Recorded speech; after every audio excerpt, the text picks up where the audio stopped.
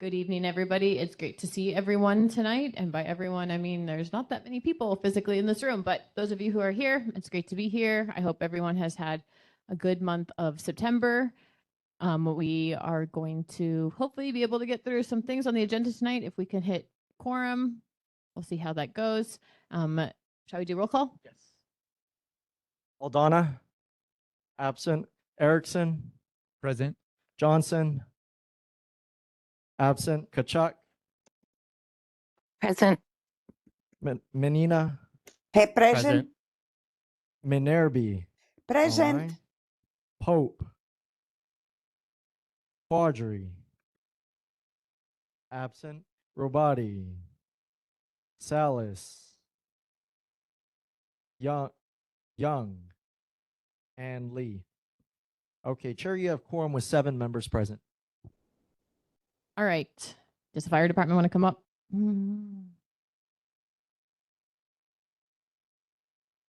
Thanks so much for coming. Go ahead and introduce yourself and let us know what's going on. Good evening. My name is Firefighter Levy Lemicio. Myself and Captain Endo are from Station 29. And these are the stats for August 2025. So for fires, we had 3 structure, 0 wildland or brush, 2 nuisance, 1 cooking, and 4 activated alarms, which is no fire. For emergencies, we had 105 medical, 4 motor vehicle collisions with pedestrians, 11 motor vehicle crash collision, 0 mountain rescues, 0 ocean rescues, and 1 hazardous materials incident. And nuisance fires include rubbish fires outside a structure or a vehicle. And here are some safety tips, fire safety tips and announcements.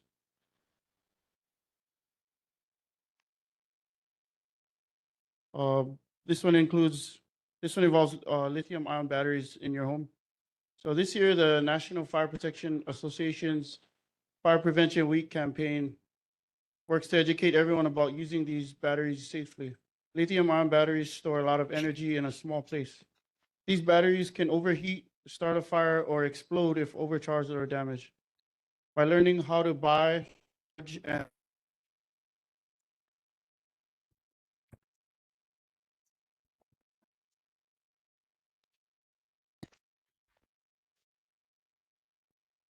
on battery, look for a safety certification,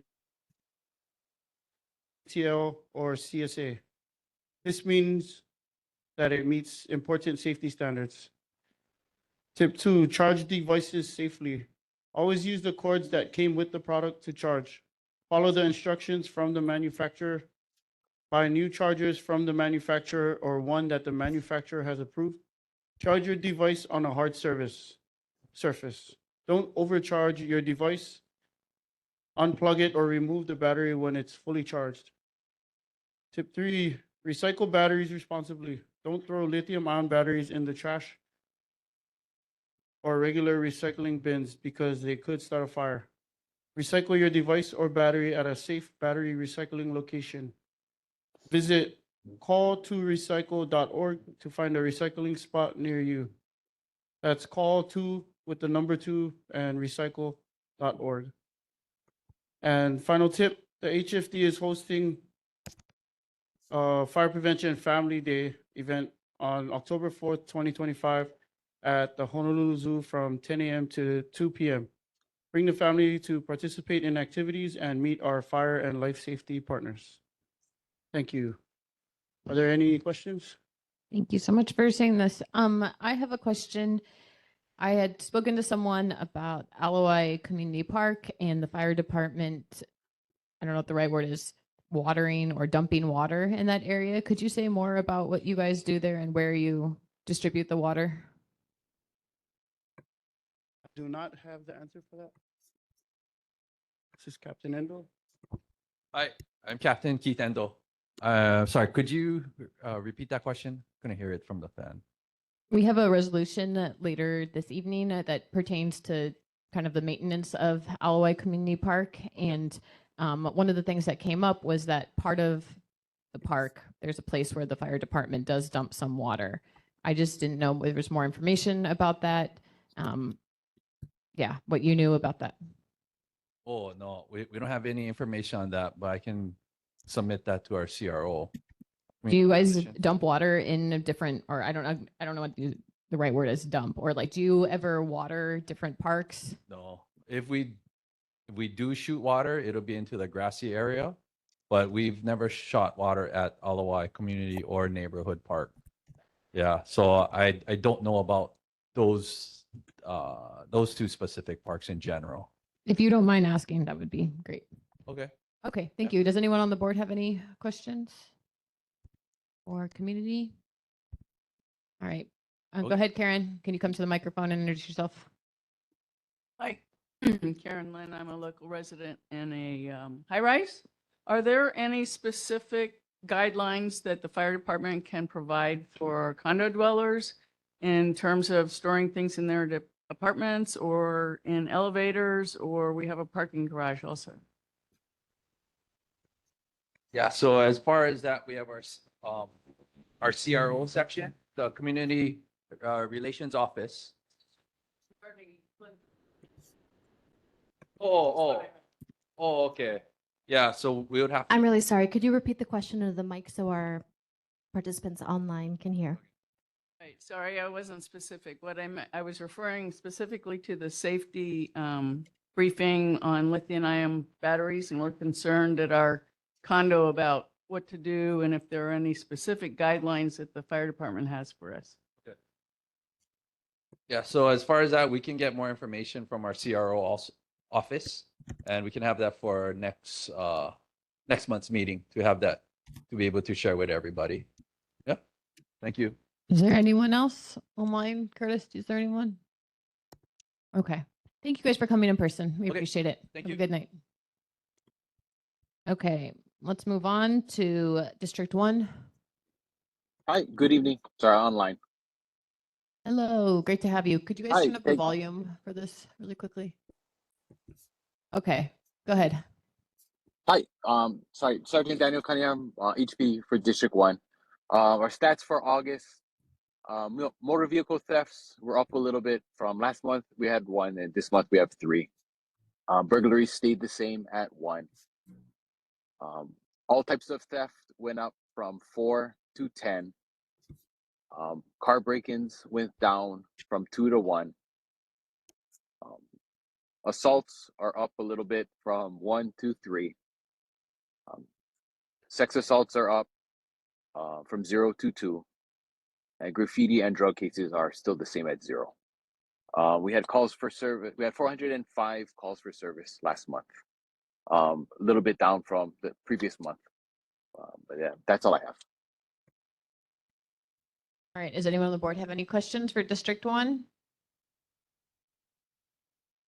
Hello, District 1. I have a question. As the secretary, I noticed that the stats that we present every month are not this consistent categories. And so I'm wondering if the lack of a number presented means that there were 0 types of incidents in that category, or if it was just maybe a mishap that some categories are not consistently reported every month. Could I get some clarity on that?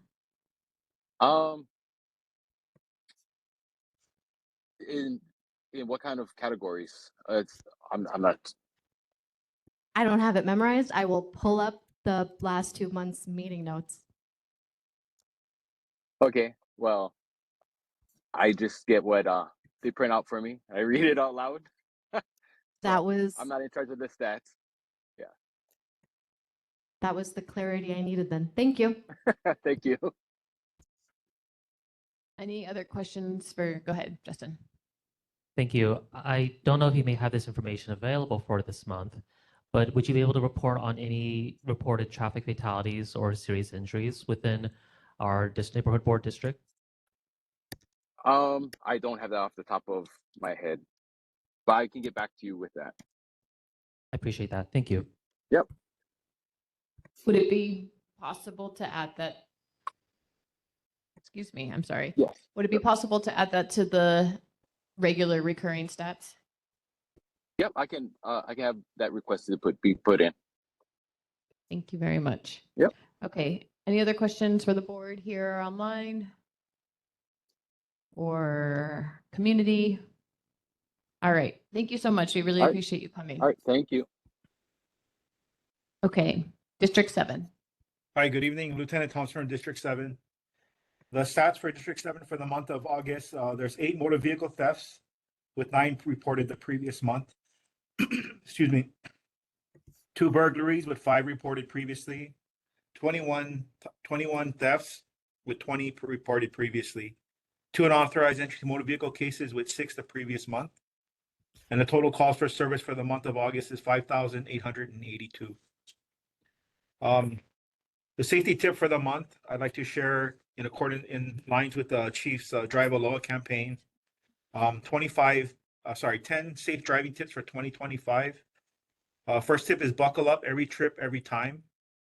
2, ensure children are in the right car seat based on age and weight.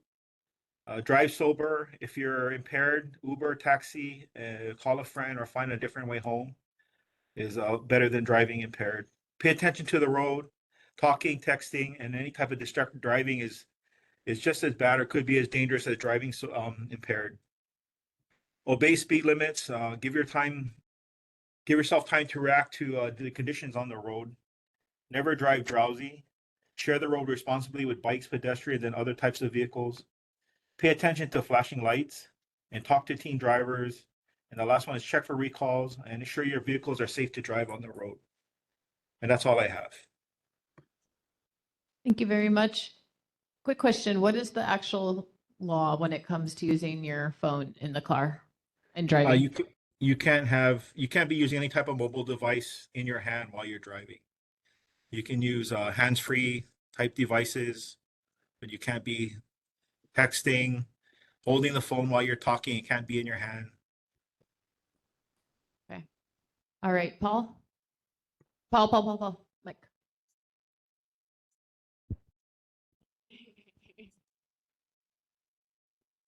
Paul, okay. I had a question about pedestrians using their phones going across the street, not paying attention to the traffic. Is there a rule for that? I don't think they passed a law on that yet. They're know working on that? There was talk about that before. Okay, all right. Thank you. Justin. I can speak on that. I believe one of the former council members for Aya Pearl City, now as state legislature, they did introduce a law that passed that pedestrians, it is technically an elite offense. I forget which category, to look at a mobile device when crossing the street. However, its effectiveness has been questioned from, I believe, EMS and HPD sources, but I can follow up with this neighborhood board on that more substantive information. Any other questions for the board? Drew? Okay. Any board ones? Okay, go ahead. Did you have a question in the audience, Laura? No. Okay, Karen, go ahead. Karen Lynn again. Speaking of stats, I've missed the last couple of boards, so I was reading the minutes from the boards, and I noticed that District 1's total number of issues was in the tens, and District 7 is in the 5,000 range each month. And so that's kind of the apples and oranges question I think we're interested in also. Okay, so Is there a reason for a big change like that? I think for the area covered that this neighborhood board covers, District 1 has a small part of that area, thus the lower amount of calls of service for the area, whereas the District 7 portion is the majority for the neighborhood board. So it has a higher volume for calls for service. Laura, go ahead. Yes, I just want to thank the District 7 police officers because they're always so kind and gracious when they come out to help at the Mōʻiliʻili Japanese cemetery area. So thank you very much. Thank you. Thank you. All right. Justin, you had something? Sorry, I just want to clarify the bill that Paul mentioned. Back in 2017, former Councilmember Brandon Elefante introduced the distracted walking law, which prohibits usage of mobile devices except when calling EMS services such as 911. It's only, I believe, for City and County of Honolulu. Thank you. All right. Anyone else? Okay.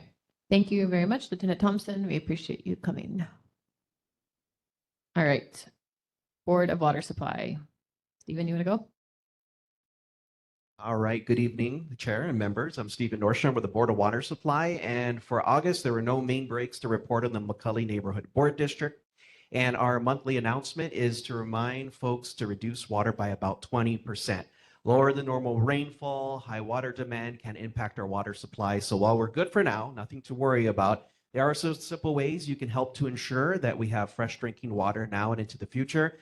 Things like turn off the tap while brushing your teeth, washing hands or shaving, shorter showers, using a garden nozzle instead of a hose, irrigate early in the morning to reduce evaporation. Those small changes can make a big difference, and you can get more tips on our website, boardofwatersupply.com.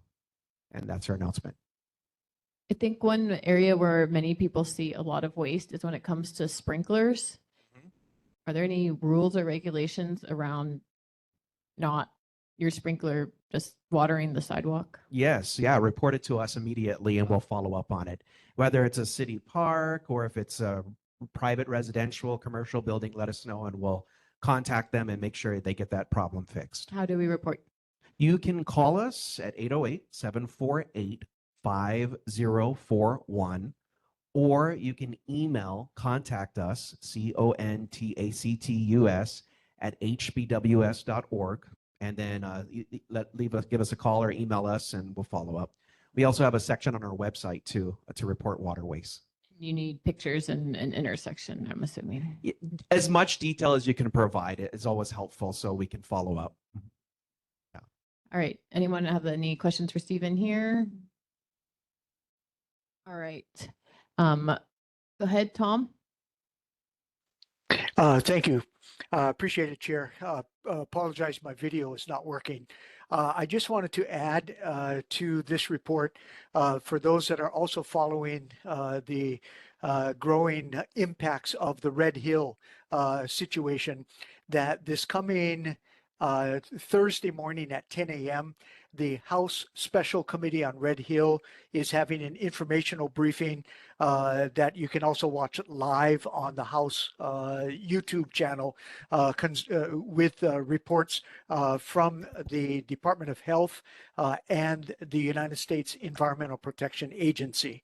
I had a chance to talk to Chief Engineer and Manager Ernie Lau just a couple days ago, and of growing consideration as well is concern over litigation directed at the Navy and the United States government in terms of trying to cover more of the expenses that have been incurred by the Board of Water Supply, the city and county, and the state of Hawaii in response to the fuel spills. So again, that's this Thursday, 10 a.m. The House Special Committee on Red Hill, and fortunately, the YouTube tape is posted fairly fast afterwards. So if you can't do it at that time, you can watch it any other time. Thank you, Chair. Thanks, Tom. Is there anything you want to add? No. Okay. No. All right. I don't think anyone else here has any questions, so thank you for coming Great. to the meeting. Thank you. All right. Daniel. Hello, everybody. Dan Brick, Department of Environmental Services.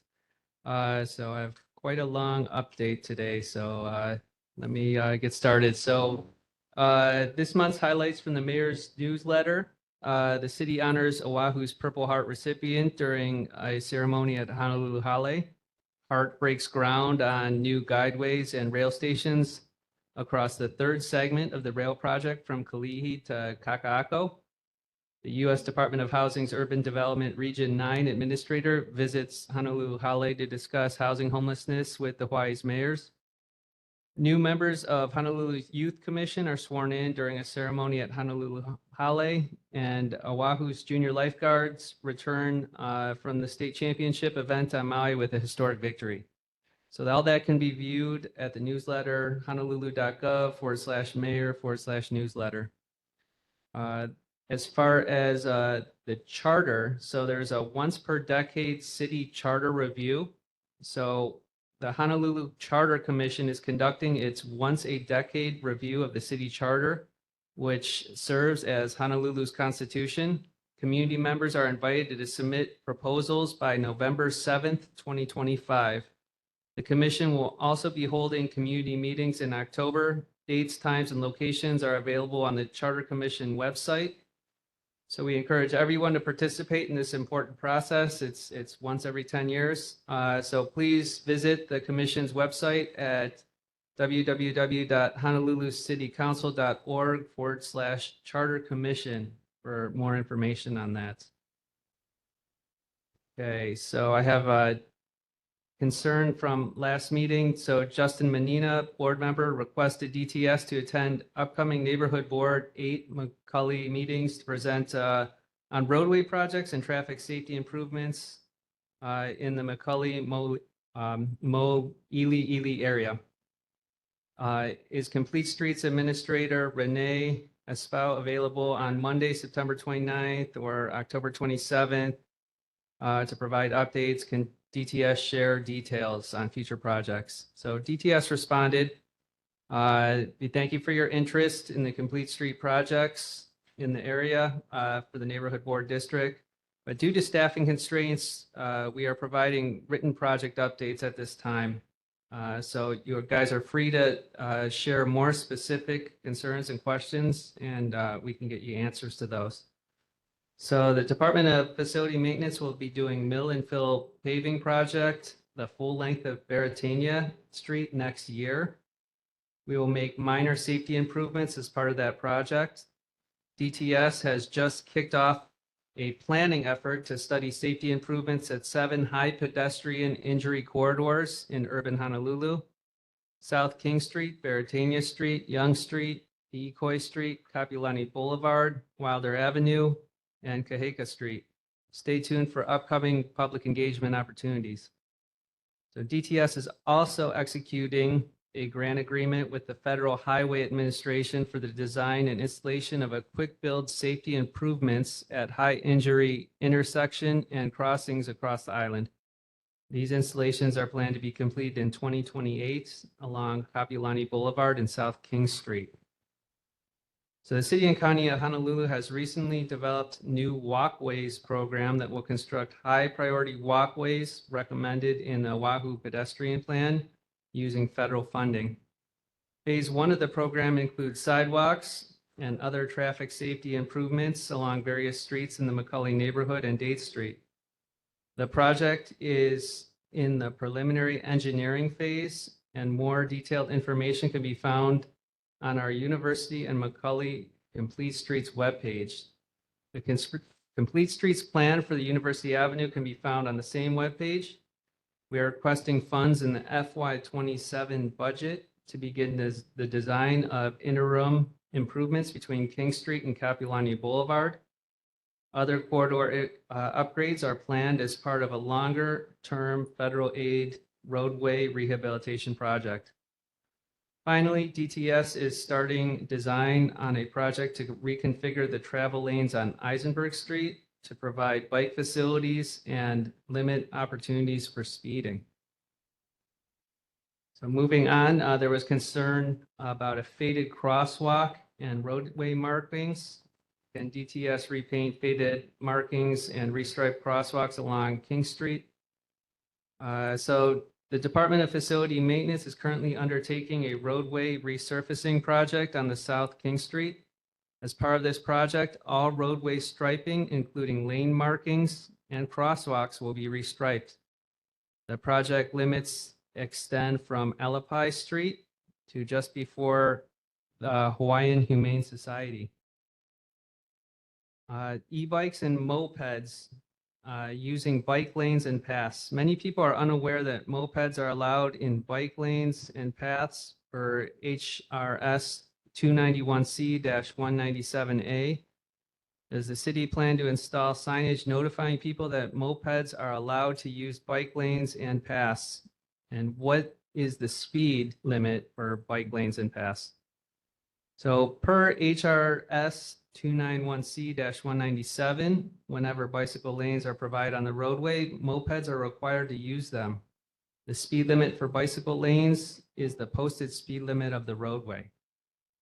HRS 291C-197 also authorizes the counties to prohibit the use of mopeds on bicycle lanes by posting appropriate signage. The city and county of Honolulu prohibits the use of mopeds on all bicycle paths under its jurisdiction and has posted no motor vehicle signage, which applies to mopeds on all city bike paths. If you observe a bicycle path with missing signage, please notify the Department of Transportation Services. So the LOI Bridge Project, Alapono. Resident Laura Ruby raised concerns about the city soliciting community input and sharing updates on the LOI Bridge Project. Can the city share updates on the bridge design and building timeline? So as noted in the Managing Director Formby's 6/12/25 email response to Ms. Ruby, the LOI Bridge Project is moving forward under a design build project that incorporates community input while following all legal requirements. Specific criteria and team selection will be determined through that process. The Alapono website is updated to the latest project information. And that's www.honolulu.gov/DTS/ALA-PONO. So Hala Mōʻiliʻili early morning construction noise. So residents, Merrill raised concerns about construction and truck noises starting as early as 5 a.m. How can the city address excessive early morning noises from this construction project? So on September 8, 2025, Department of Planning and Permitting Building Inspection Section conducted an investigation, and there were 5 building permits open in that area. Regarding the level of noise complaint, it's not under the city's purview and should be directed to the State Department of Health. And their number to answer complaints is 808-586-4700. The concern about fans for the neighborhood board meeting. Can DPR set up additional fans by 5:30 to improve ventilation for the neighborhood board meeting? How can the neighborhood board help DPR to request resources and funding to install air conditioning units in the classroom? So staff have limited amounts of fans for use. Please contact AJ Parisa, McCully Park Rec Director, to coordinate requests for fans. I see there's some additional fans in here. It feels nice. But DPR is not considering the installation of air conditioners in the classroom at this time due to the high cost of utilities and units needed to cool down the rooms. A concern was also brought up about limited parking at the district park. Are there plans to create additional parking? There's concern about the parking lot being used by non-parkers. So at this time, there are no future plans to create additional parking at the district park. This park is located in a neighborhood that has few green spaces available for the community. Okay, so parking enforcement. Is HPD hiring more officers to conduct parking enforcement? If so, how can people apply? Vehicles parked in towaway zone on South King Street from Punahou Streets, nearby Washington Middle School to University Avenue. And HPD conduct parking enforcement along South King Street and report parking violation statistics for the past 3 months. So HPD has a response. The Honolulu Police Department is currently hiring Metropolitan Police recruits. Upon successful completion of training, recruits will transition to the position of Metropolitan Police Officer. One of the key responsibilities of a Metropolitan Police Officer includes conducting parking enforcement. So to apply, please visit joinhonolulupd.org and submit your online application. So District 7 East Honolulu officers conducted checks for tow-away zone violations on South King Street from Punahou Street to University Avenue from September 4th to 13, 2025. District 1 Central Oahu officers also conducted checks on South King Street from Punahou Street to Haole Street from September 2 to 18, 2025. During the checks, no violations were observed.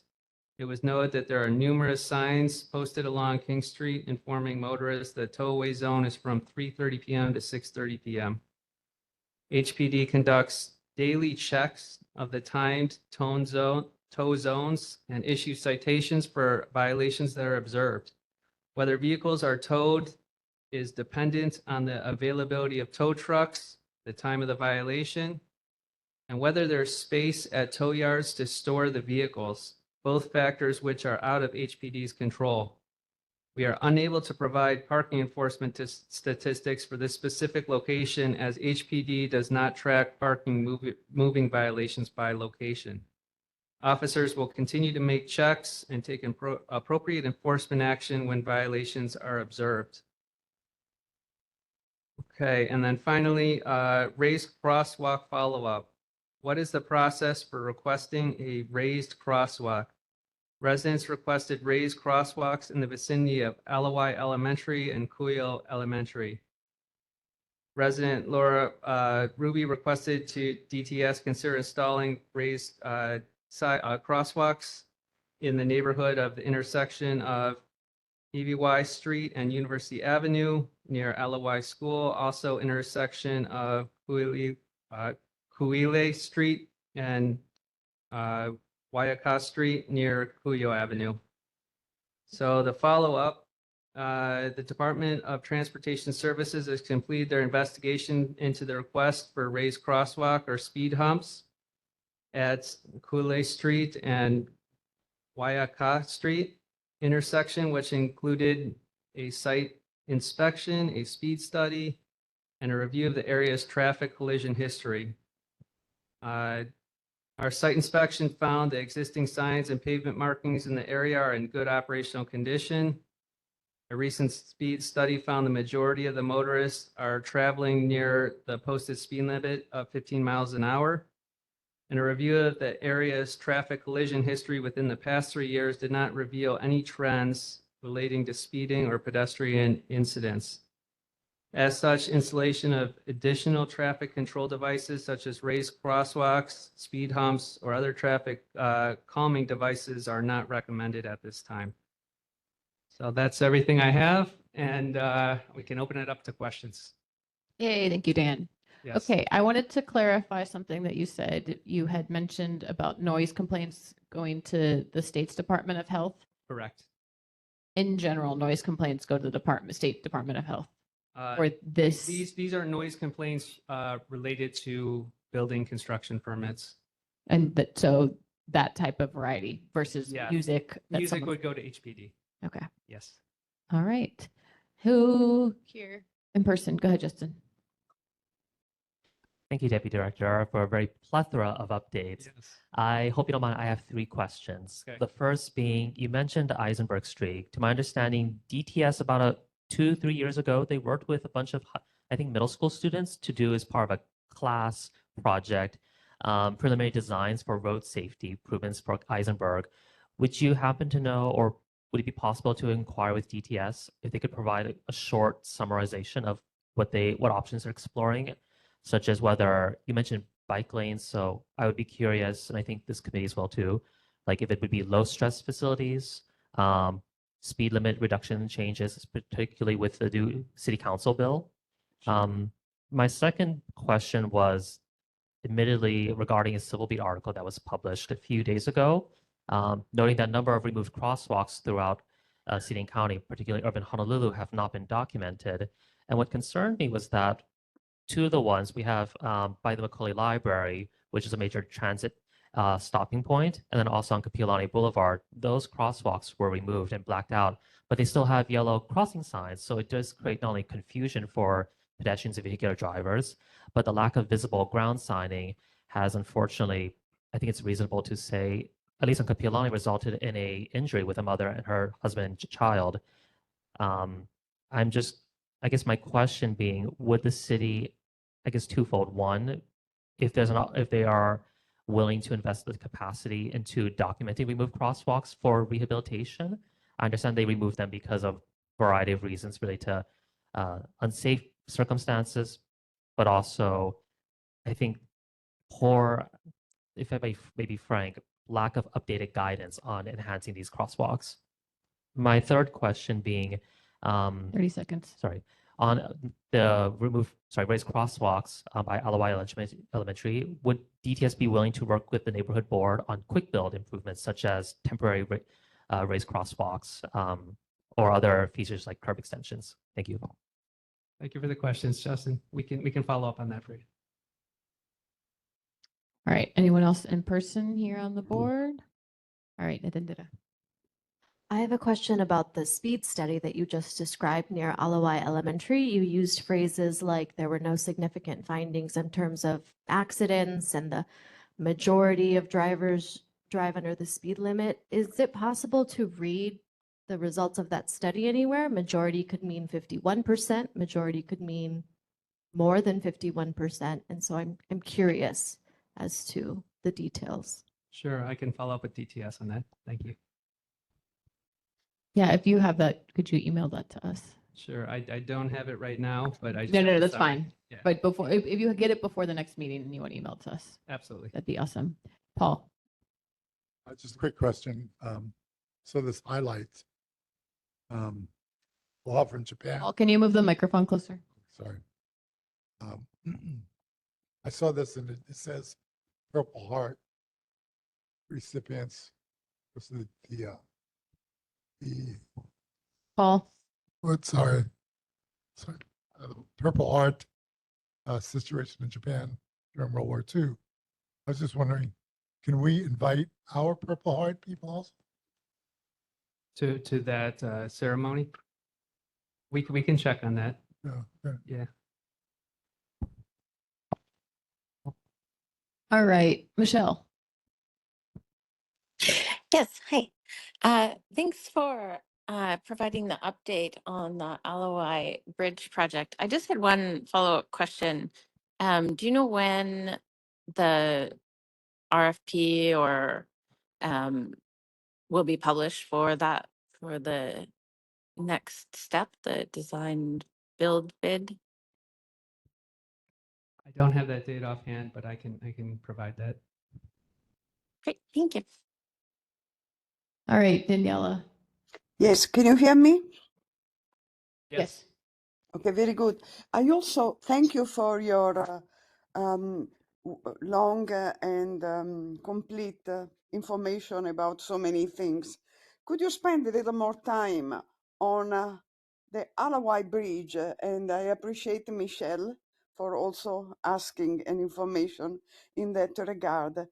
Besides saying that is moving forward, can you tell what steps are done and what it really means moving forward, and some more information about the design build and more information about the community, what the community is asking and how the Department of Transportation in the city responding, please. We need that's a big issue, an issue that will affect the city and our neighborhood forever, and is of a scale larger than the danger of crossing a street. Thank you, please. Yes, and I just want to add that I believe a lot of these things that you're looking for are posted on the website, honolulu.gov/DTS /ALA-PONO. So I would definitely check I'm that sure. out because there's Yeah. a lot of good information on there. We would like also a person like you. Thank you so much for coming and providing your competence and expertise. We really appreciate when someone for the Department of Transportation and from the city comes in person, so we have a chance of a question and answer. Is that possible?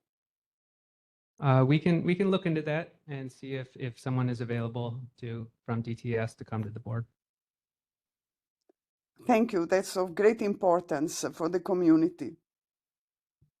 All right. Thank you, Daniela. Is there anyone in the room from the community? Okay, go ahead, Karen. Hi, Karen Lynn again. I noticed in the July minutes that there was a resolution that the board passed about the, I forget exactly what it's called, the stream bridge over the Alanayo, used to be House and Ditch. And I'm curious what the status is of that project. There's a little pedestrian bridge that goes between park pieces and the LOI Park. And is that what the resolution was about? Can we get a status on that? Because it's been a couple of years and it's been closed down. All right. Allison, do you have a question? Allison Peterson. I just started walking down at Waikiki Kapiolani Park in the evenings, and I noticed that there were a lot of dogs, leashed, unleashed, walking along the beach and in Kapiolani Park. And I looked at the signage and it says no animals.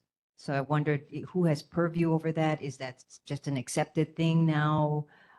You know, it's kind of like a slippery slope. Everybody loves dogs. Nobody wants to say anything. Is it because of the service animal confusion as to what you can and can't do, you know, things like that? I just wanted clarification and if we are going to enforce what, you know, we put signage up for. I know- Yeah, we'll look into that and get a response. I think that'd be an HPD issue. Yeah, come earlier next time and that's HPD. Yeah. Okay, Laura? Hi, thank you. Thank you for responding. I'd like to suggest that when you have some time, I'll put it in the chat, but that you could perhaps call me and I can help you with some of the pronunciations on the streets and the locations. You don't seem very comfortable with them yet, and I can go back and forth with you, make you feel a little more comfortable. That would be one thing. As for the crosswalks, we've videotaped, we've done everything for them to make them safer for the students, and I honestly cannot understand why people wouldn't want to make it safer. And then third thing is regarding the bridge. 3 months have gone by and nobody's said anything more than the exact same language they said for the last year. Now, given the heart situation with finances and everything, my guess is, and maybe this will be clarification by one of the people in charge, you might have run out of all of the money for the federal government that was willing to give. As one other person already said, I think it was Michelle, that we should have the design build criteria. This design build criteria should come out long ago, because if there really is going to be a contractor that can fit the bill, they have to know and prepare for that. But really, more than that, we, the community, really want to have a knowledge of what the design build criteria is. And still further, they keep deferring to the fact that SHPT has not clarified why the draft EA is superior to the EIS, which the EIS should have been done and could have been done a long time ago. Laura, And do you have this a is question? okay. And the question is, would you please follow up on all of those things? Thank you. Yes, thank you. Okay, Daniela, did you have another question? Daniela? Hear me now? Yes, the question.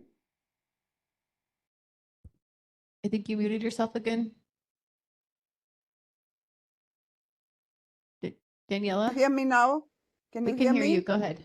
Go ahead. Okay, very good.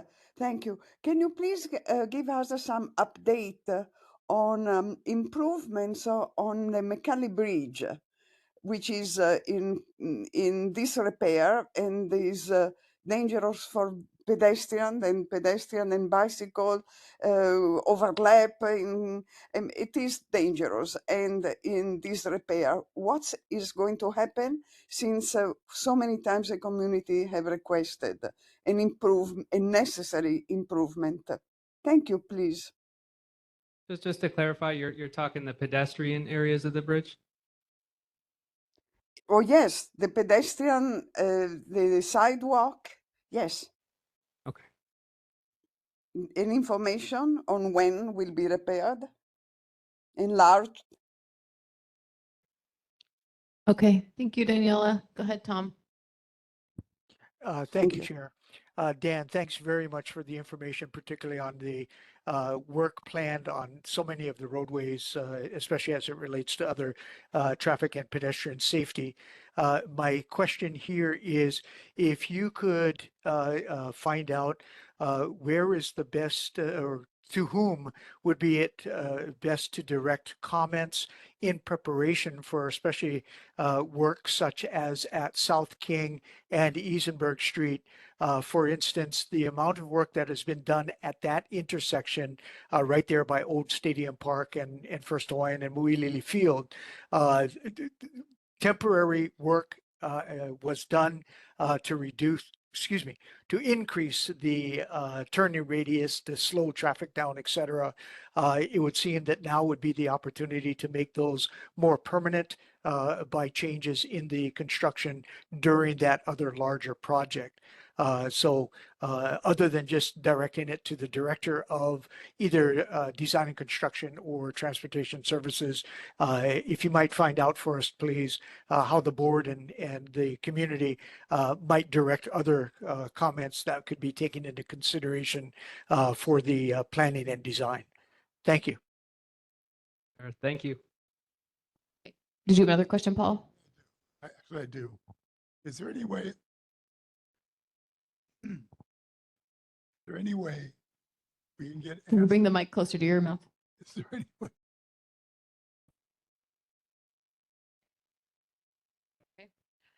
I was wondering, I had read an article last week about a new permitting program that has been introduced, Build H&L. And I was wondering if someone from that office could give us a walkthrough of the new program and the differences, changes, updates, things that we should know about it. Sure. We can look into arranging something. That'd be great. Thank you. Did you want to go now, Paul? Let me try. I was just wondering, is there any way you can get back to us in like a week or something? Seems like getting answers to these questions a month later, it's just the fun of the question is run out of I'm sorry. Yeah, we maybe we can work something out. I mean, there is a challenge where I'm working with other departments, and there's a lot of legwork that goes on behind the scenes. But we can discuss that. I'm happy to talk to you about that, Dan. Thanks, Mark. If you get the answer and you want to forward it to me and I forward it to everyone else, we can talk about it. Yeah, we'll have to see how that. I don't want to confuse and start missing updates to questions, but yeah, we can talk about it. Sure. Thank you for being open to that. Sure. Okay, I think we have given you enough fodder for you to have a presentation the same like next time. So All right, thank you for coming. I appreciate it, everybody. Thanks for being here in person. We appreciate it. Anytime. Thank you. All right. Councilmember Nishimoto's office. Hi, Taylor. I think you're on here. Hello, Chair and Board. Just wanted to update that we had a community cleanup this past weekend at Old Stadium Park. We had a really nice turnout. We had about like 20 community members come out and help us to clean the park. We were able to partner with DPR and then one of our constituents who leads a lot of these projects. And yeah, I think we're going to hope to do a couple more of these throughout the year. We are going to do one in Palolo later next month, but I definitely think we're going to try to implement these more. And so we're very thankful to DPR for partnering on this. I'm sorry, I did request DPR to come to this meeting, to send a representative to this meeting to kind of address some of the issues you folks had, but I have not been able to receive an answer for them, but I'm really going to work on that for this next month. I know that there's a lot of questions in regards to our parks and, of course, like the streams in our district. But yes, I'm really happy to take back anything to my boss, and happy to address any questions you have. Thank you so much for organizing the cleanup and for the engaged resident. I don't know if you want to identify them or not, but you're welcome to. And I just wanted to let you know I went to the park that afternoon and it looks Oh. great. So you guys Oh, did a good job. great. Yeah, there's actually a constituent. His name's Cobalt Zucker, and if you look him up on social media, his name is Trash Cleanups Hawaii. So he hosts a whole bunch of these cleanups, like just impromptu, but he's starting to gain traction online. And so we asked if we could just honor him. But yeah, he's really great kid, and he does unfortunately have to pick up a lot of the homeless debris, but we wanted to aid in that. So we're kind of partner with him in the future as well. That's awesome. Thank you to Cobalt. All right.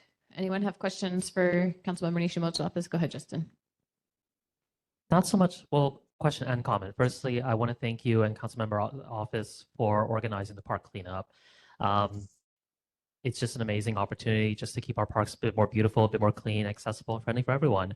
And I'd love to see work with the Councilmember's office on additional park cleanups, particularly around, I think, Frank Jude Park. That's a major bus transit transfer and pickup area. And there's a local uncle there who's put his time, money, and energy Sorry, to where keeping the park clean. exactly is that? The Frank Jude Park? I Where would I believe that's the name. Forgive my apologies if it's not. It's at the no, intersection no, of no. McCully, Kapiolani intersection, right across the McCully Shopping Um, Center. The oh, Rokage, that smaller park. I know which one you're talking about. I didn't know the exact name of it. But yeah, no, I'm happy to try to plan something with you, maybe in the future. If that's something you're interested in, we can partner with the board to do something. I think that would be DPR is really fantastic. helpful because they bring all the supplies, so we'd have to plan this out. But yeah, no, I'd be happy to. And Justin, right? Justin, Yes, thank you. yeah, Um, and Sorry, I just want to quickly note that the park as well too. The uncle there, not only he kept the park clean, taking out the trash on almost a daily basis. He's also been supporting, making the park a bit more comfortable for folks, like adding cushions. He did a Adopt a Park program with DPR to just add additional oh, seating for the bus stop. So I think it was just not only working with him, but also in the same way with the gentleman from okay. Trash Cleanups Hawaii, honoring him as well. Thank you. Yeah, do you mind kind of connecting us with him in the future, and like you can be our point of contact, but however you want to do that. Absolutely. Okay, yeah, that sounds great, Justin. Thank you. Just I don't know if you have my email, but I'll drop my email in the chat. Appreciate Okay, that. Thank you. thank you. All right. Anyone else here in person on the board? Anyone in person in the community? All right. Go ahead, Tom. Thank you, Chair. Thank you for those comments, Justin. I live a block away from Judd Park there. And Taylor, the main person to also help with Department of Parks and Recreation, who I've met with recently, and especially about that volunteer who is now part of the Adopt a Park program. Mhm. But Denny Higa at Yeah. DPR is the main contact.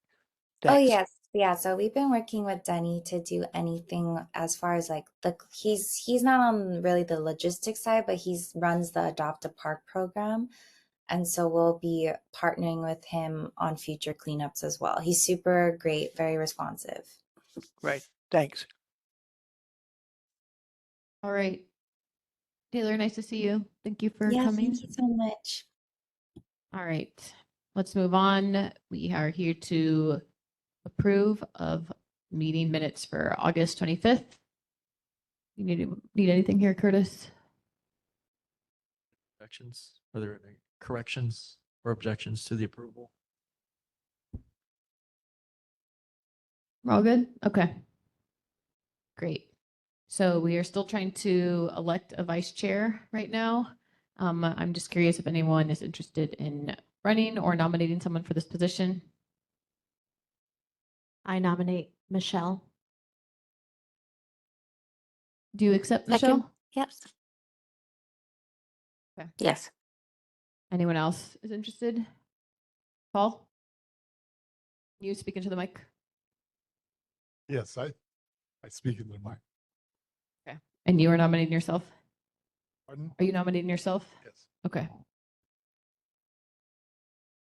All right. I don't know if there's anyone else that would like to run. And we have some more people who have come in since we did roll call. What are we up to now in terms of how many people are here? All right. All right. Please state the name of the board member you would like to elect as vice chair. We have two candidates, Kachuk and Robati. Starting with Aldana. Kachuk. Kachuk. Erickson. Kachuk. Kachuk. Johnson. Kachuk. Kachuk. Kachuk. Kachuk. Kachuk. Menina. Kachuk. Kachuk. Minerbi. Minerbi. We'll circle back. Pope. Robati, excuse me. Robati. Okay. And Pope is for Kachuk. Okay.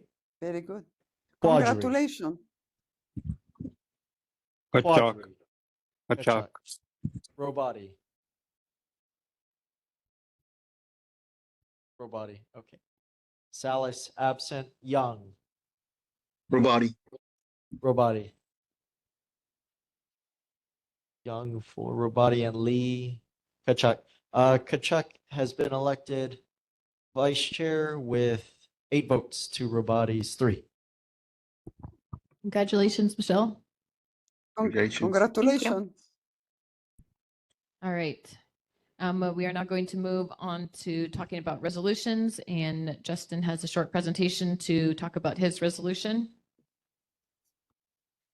Thank you. I also have a short presentation on a PDF that I think Curtis will put up in a sec. I spent the past weekend editing this down from like 20 slides to 8, so I hope I'll go this very quickly. I'll start with the gist. What I would like to propose is a part of a resolution supporting the creation of a McCully Mōʻiliʻili Neighborhood Board Transportation Committee.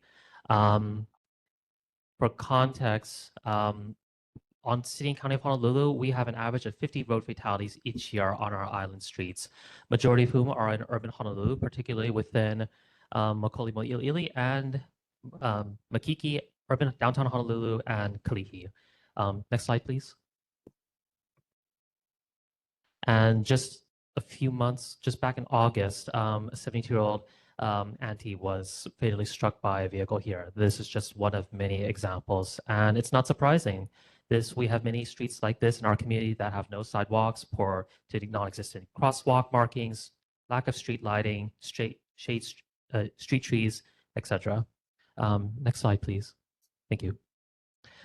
For context, and we know this because we have the data here. This is City and County's Oahu pedestrian plan, and the red dots here I really want to focus on. These are tier 1 high injury fatality intersections, meaning that there is every single year very likelihood of a pedestrian dying on this street. If not dying, they will be severely injured. What does that mean? Well, that results in serious laceration to the torso, head, and generally around 10% of blood loss, which doesn't sound like a lot until you realize how fast people can become unconscious from blood. Next slide, please. For further context, I have 50 photos here. I can show this, but I focus on these two. Just right out here are where we're meeting tonight. We have streets that have no sidewalks, where like this pedestrian, like this auntie here, she has to walk on the street. I have seen an elderly grandmother walk her husband in a wheelchair on the street because they have no curb ramps. If they did, there's no sidewalk, but what they're doing technically is illegal. And but that's how they get around their community. And keep in mind, close to where we're at right now, close to 50% of the residential population is Kapuna. Also, walking children to and from school here is particularly dangerous. Sorry, I want to go back and note that the road fatality for Oahu as of this year is 67, and statewide we are on track to surpass 135. And that's not just a statistic, that was 135 human beings just vanquished, snuffed out because of traffic violence. Next slide, please. So what is this transportation? What do I propose in this committee? Effectively creating a unified, organized body that can not only work to gather public input, where we're missing sidewalks, where's the priority, where we're missing bus stops, putting in, readjusting bus stop locations, seating, street lighting, street trees, working and providing this very valuable public data to DTS and to our county partners, which to their credit, they're doing what they can. But they are, as the Deputy Director from Environmental Services mentioned, they are stretched thin. So I think we can help that because we do have that connection with the community. Promoting safer streets, we can work to promote pedestrian and bike safety, particularly with this gray legal area with e-bikes right now, which are amazing technology, but there's a lack of clarity. So we can help support that process. Improving transit services, particularly around in the next few years. DTS has major transit improvements planned along Kapiolani, South King, and Beretania. And if Bill 60 were to pass, potential skyline extension to UH Manoa, but that's a conversation for another time. And then finally, monitoring local projects, how we can best support. Tom mentioned this project, that photo here. This is the South King Eisenberg intersection. That prior to that, it would take 70 feet to cross the street. That doesn't sound like a lot unless you're an anti. One more minute.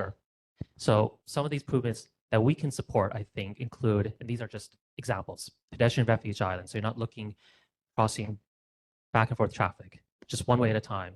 Rapid flashing beacons, like on Kapiolani, those cost $20,000. Next slide, please. Or more aspirational projects that here we do in Hawaii, decorative curb extensions. That one here in Waipahu, that's a tier 1 fatality intersection. In 6 months, it dropped all the speeding. Gone. The DTS feels confident they can take it off the list. 30 seconds. Traffic circles as well too, like the one we have at Wyola, and doing artwork and beautification in our communities. Next slide, please. This is just a quick rundown, but I think it's something that our board and this committee can support, and happy to take questions, comments, or concerns as well. Thank you for your time. Awesome. Thank you very much, Justin. Curtis, we have to introduce the resolution before we can discuss it. Okay. Someone like to do that?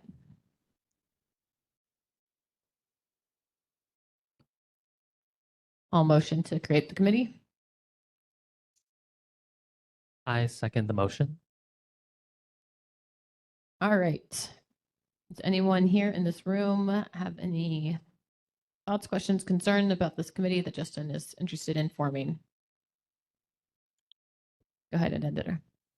Could you give a little insight into the particular phrase traffic violence? That is not a term I've heard before. It's an esoteric term, but in transportation studies, it's a way of reinforcing the trauma and particular violent impacts that traffic deaths, crashes can occur.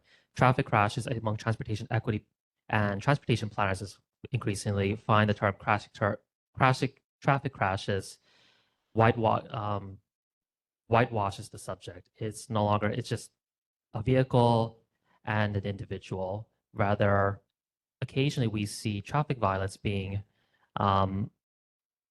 something that is implicitly embedded within our road network. That's a bit academic, but an example being designing wide streets, 4 or 6 lanes of streets, and removing a crosswalk because it doesn't meet guidelines.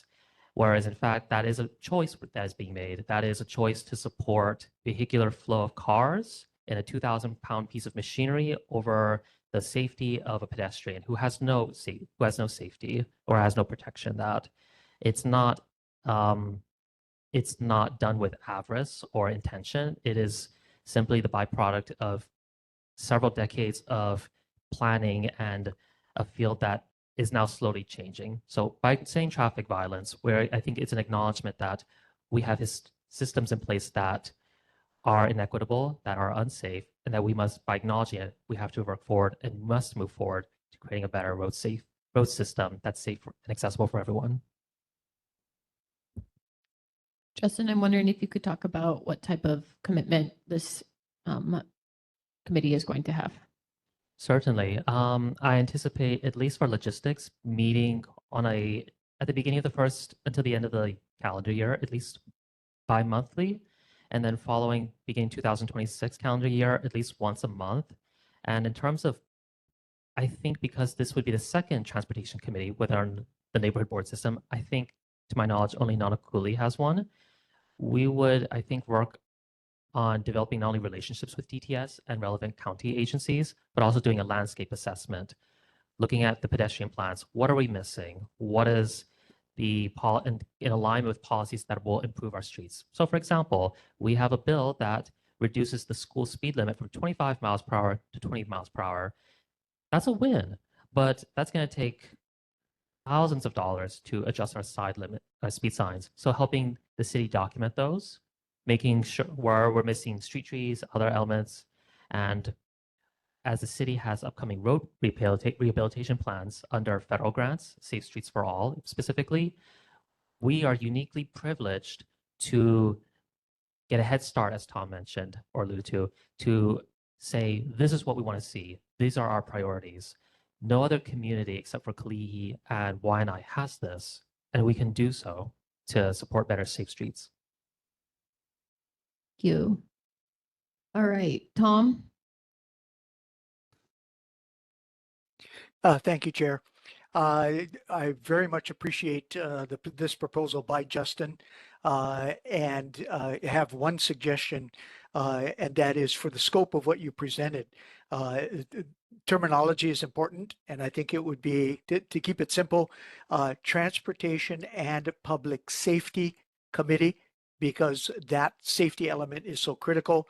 That being said, I would be willing to help you in any way possible, simply as a community member or as a community member of the committee once you get this up and running. Thank you.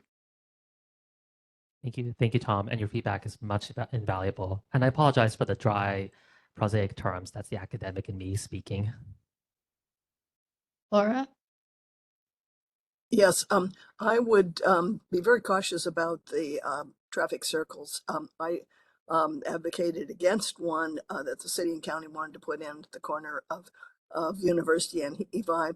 What happens then is people actually speed up around those and around the schools. It's especially dangerous. The other thing is the one that I believe is up in Kaimuki gets weeds. And so it's one thing to paint something and look really nice at the beginning, but unless there's a full-time city and county employee or somebody that is keeping track of the weeds, it just looks rather miserable. The other thing is when you finally get around to talking, and I hope Elmer is still here and listening, I once upon a time advocated for transit to UH, but I am opposed to it now unless it's street level. So there's nothing wrong with the skyline coming down to the street, King Street, being on grade with tracks or no tracks and going all the way up to UH. But it cannot go up and desecrate the view planes and everything else of our downtown and our particular neighborhood. Just think about it. How high would it have to go over the freeway, which would be something like another 4 or 5 stories higher than the freeway to get over it just to get to UH? I think that's a very visually blighting exercise. So stay on level, or what's even better and it's done in Seattle and elsewhere is go underground. So thank you. All right, go ahead, Justin. Thank you, Laura. I appreciate your feedback. And I do hear you about traffic circles and roundabouts. Their design implementation can be tricky, particularly despite having existed outside the United States for decades on end, we're still just learning pieces. But I also just want to give an example of a traffic circle within our community that we supported. And in disclosure that I had the pleasure and privilege of supporting, the one at Waiʻola Mōʻiliʻili intersection by Waiʻola Shave Ice. That road prior to its implementation had speeds at 85% percentile above. Sorry, what that means is in plain speak, cars going 35 miles per hour on a 25-mile-per-hour road. With its installation, in 6 months, all the speeding dropped. And it has remained that way for the past 4 years. If you compare that to Citron and other streets, however, you still are seeing around 40 to 50, 45% of vehicles going above the speed limit.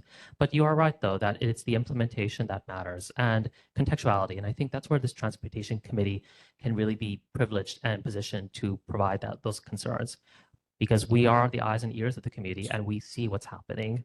And in terms of Skyline, Bill 60 is broadly at this time focusing on providing HART, no longer having a sunset of 2031, but additional planning funds to support extension. What that looks like, it's due to the inherent design of the system, it's probably elevated, but it could also be taken at ground level. Underground would be visually more optimal, but those are conversations, unfortunately, I'm not privy to. But that's something that we absolutely, I think, as part of this transportation committee, can provide feedback to. Thank you. Okay, I don't think we have any more questions or comments. Oh, Anwar does. Go ahead. Yeah, I just want to move motion. Can we vote on Justin resolution now? Because we already have a discussion. Can we have a vote on his resolution now, please? Is there a second? All right, I'll second. Okay.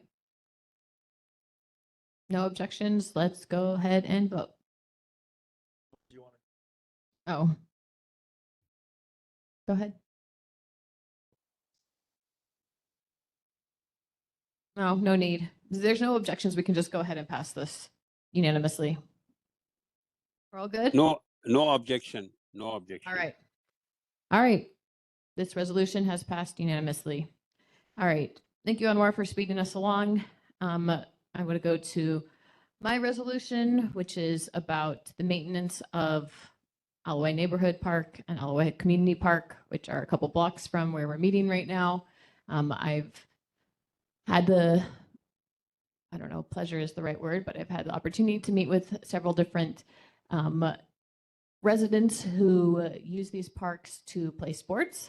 And they have revealed to me, when we have been walking around the parks together, just how challenging the conditions are to actually play sports in them, specifically because the maintenance of the field is all but non-existent. And we have some pictures, if you're able to pull those up, Curtis, where you can just see the dearth of grass and how dry and dead most of the grass is in these areas. We can go through these pictures very quickly. Yes, go ahead.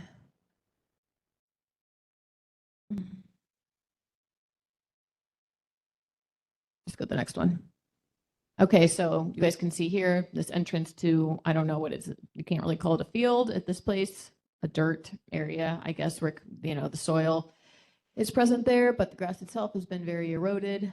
Keep going, Curtis, if you don't mind. I don't know, maybe there was grass there at some point. It looks kind of scorched earth.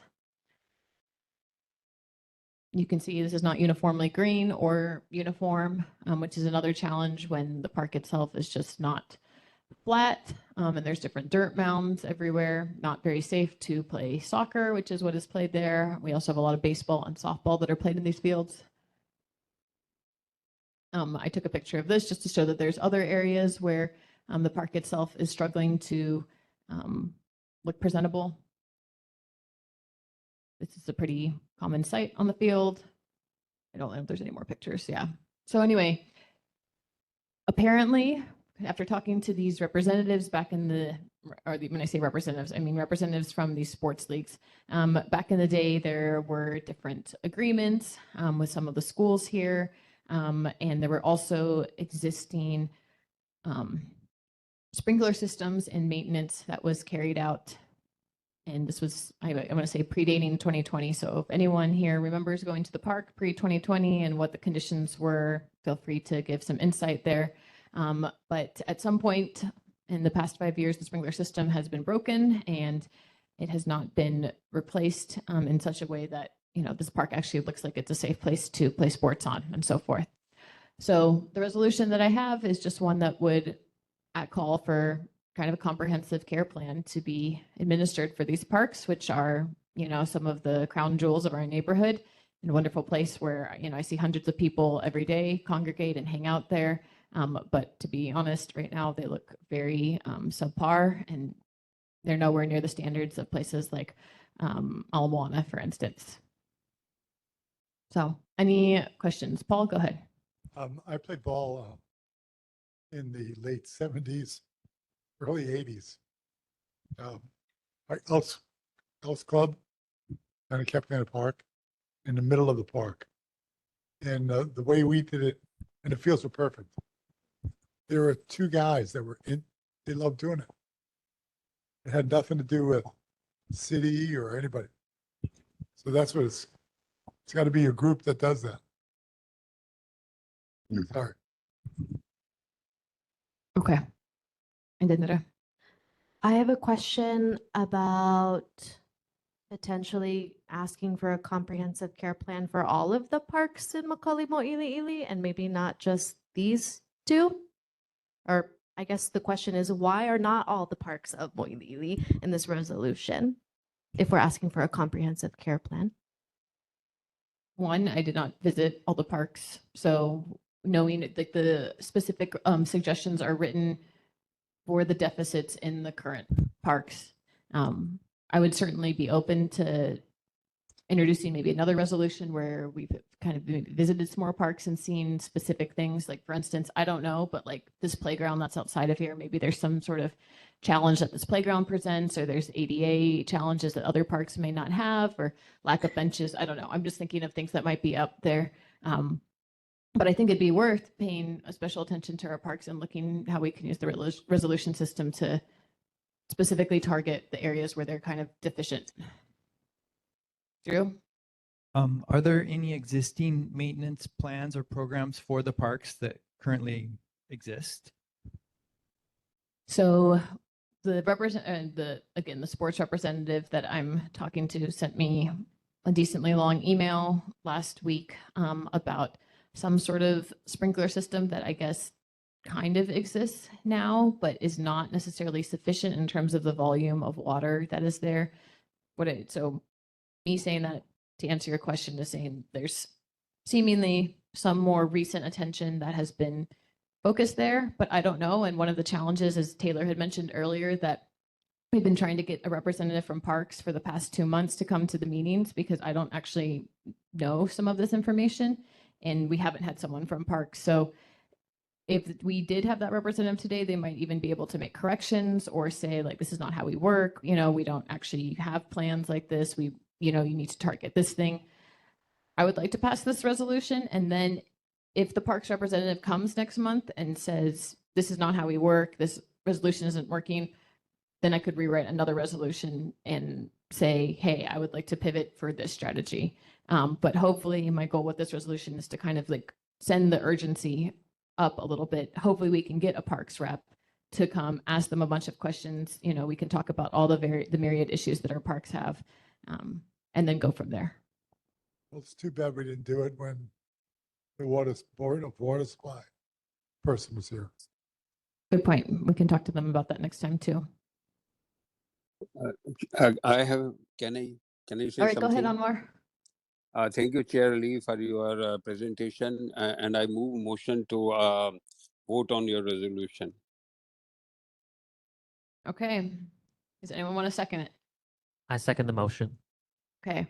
Are there anyone who does not want to support this resolution? All right, we are going to move forward with it. Thank you, everyone. Thank you. Thank you. All right, let's go now forth with the Hale Mōʻiliʻili project. I think there's folks from Stanford Car here. Good evening. Come ahead and come up to the mic, and we're excited that you guys are here.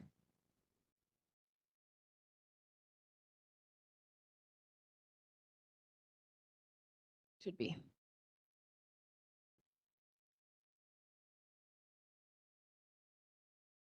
Good evening, Chair. My name is Sanford Carr. Thank you for having me.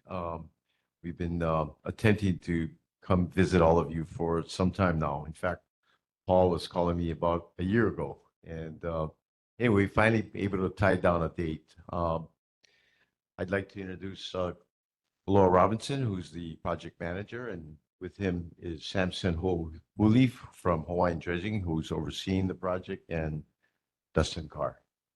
So, Laura. Thank you guys for coming in person. We appreciate it. Thanks, Chair. It's our pleasure. Is it Curtis? So I'll just do like a this sort of thing when it's the next slide. First of all, you guys want me here? It's here. Okay.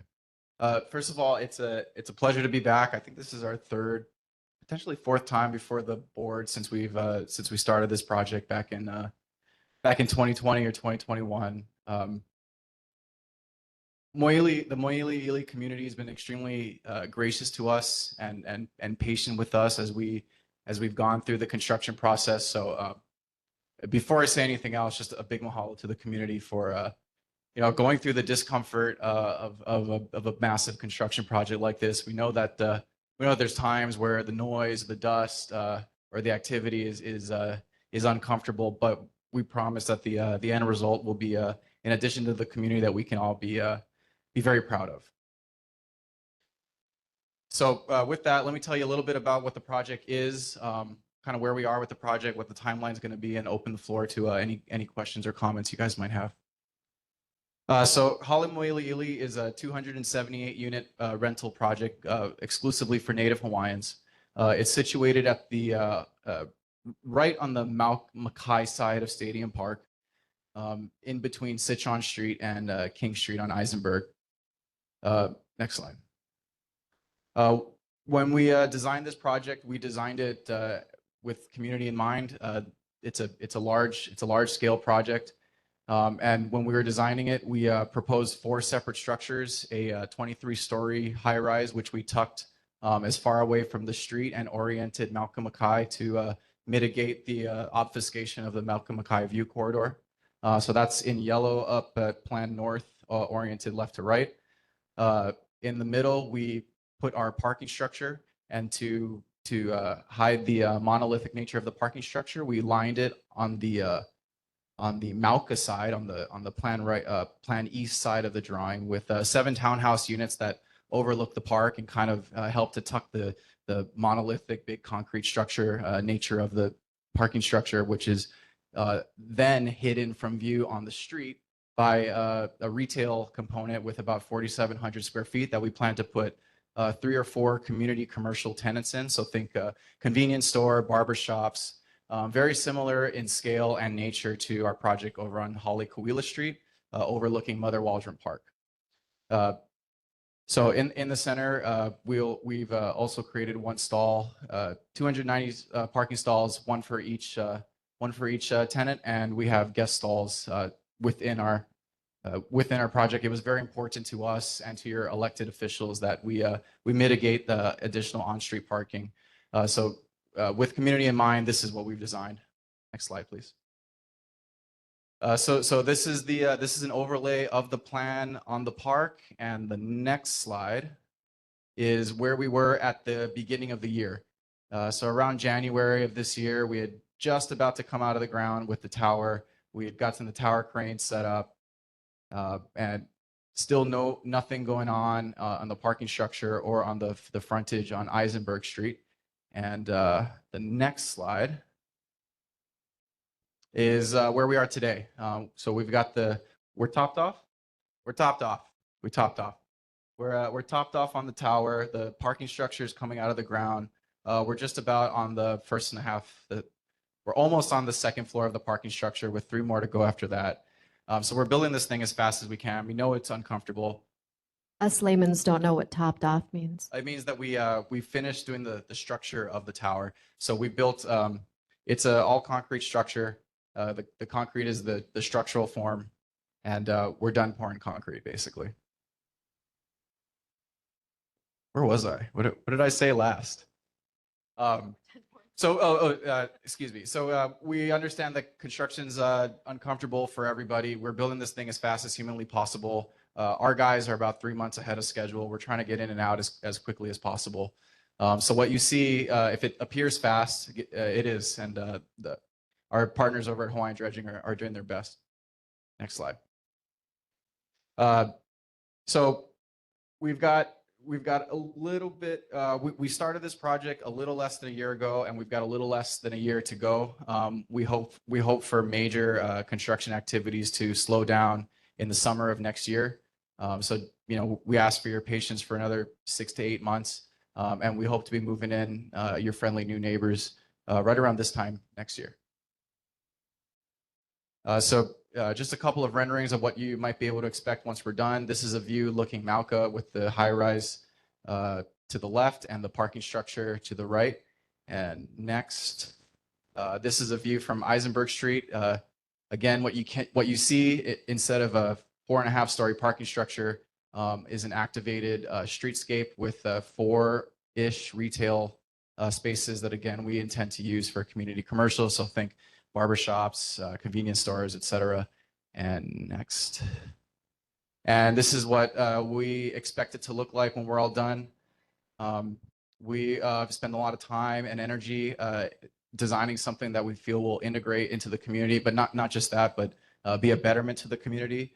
We feel that the activity, especially those 7 townhouses in the bottom right corner overlooking the park, will help to mitigate some of the less desirable activity that's going on in Stadium Park. It's no secret. And what we found at Mother Waldron Park was that having direct eyes and ears overlooking the park really helped to make the presence more inviting to things like family activities.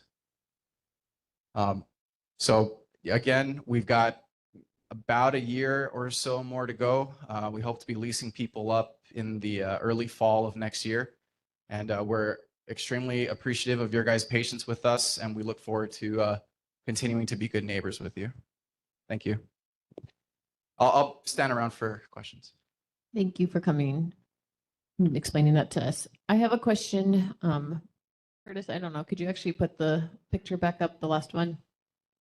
I was just curious if there's what type of access people living in this area have to the actual park itself, and how do they get there? If it's only on the sidewalks or if it's through the building? No, great question. We have a small gate in between the parking structure and the townhouses. So it's in between the light blue and the purple. It's basically right where that purple, where the top edge of the purple is. It's right there. Okay. You're probably not going to see it. It's a minor detail, but yeah, there's a pedestrian access through what we call the Woonerf, the little, see where it says Woonerf. Okay. And are there any amenities that residents have, like pool or roof deck or community space? So great question. This is, I'm going to use the term, and I know I'm not going to get crucified for it, but this is an affordable project. In our case, this is a very affordable project. And when you introduce these amenities, it does nothing to improve the feasibility of the project. So that's to say that we don't have pools or rooftop deck, but we don't lack amenities. So if we could just maybe scroll a little bit to the left-hand side. We made as much use as we could of the open space in the top left corner of the picture. In that area, we are planning for a barbecue area, a community garden, potentially some Hawaiian-themed outdoor cooking facilities if we can figure that out, and a tot lot. Cool. Who else has questions here? Drew. Just curious, what's like a projected maintenance fee for somebody that owns a unit in this or leases a unit in this complex? This is a great question. The term maintenance fee applies exclusively to ownership or units that you own. This is entirely a rental. So the tenants that will live in this facility they're restricted to earning at a level of 30% AMI to 100% AMI. And that means that starting rents are about in the low 700s. There's another program, because this is for Hawaiians, called the NAHASDA program. And we're utilizing that program to subsidize those rents even further where we can. DHHL's committed a fairly large sum of money to capping whatever our rents are for tenants earning 80% of the AMI and below to a third of their income. So no matter what they make, they would only contribute a third of their income. Thank you for the clarification on that. Justin.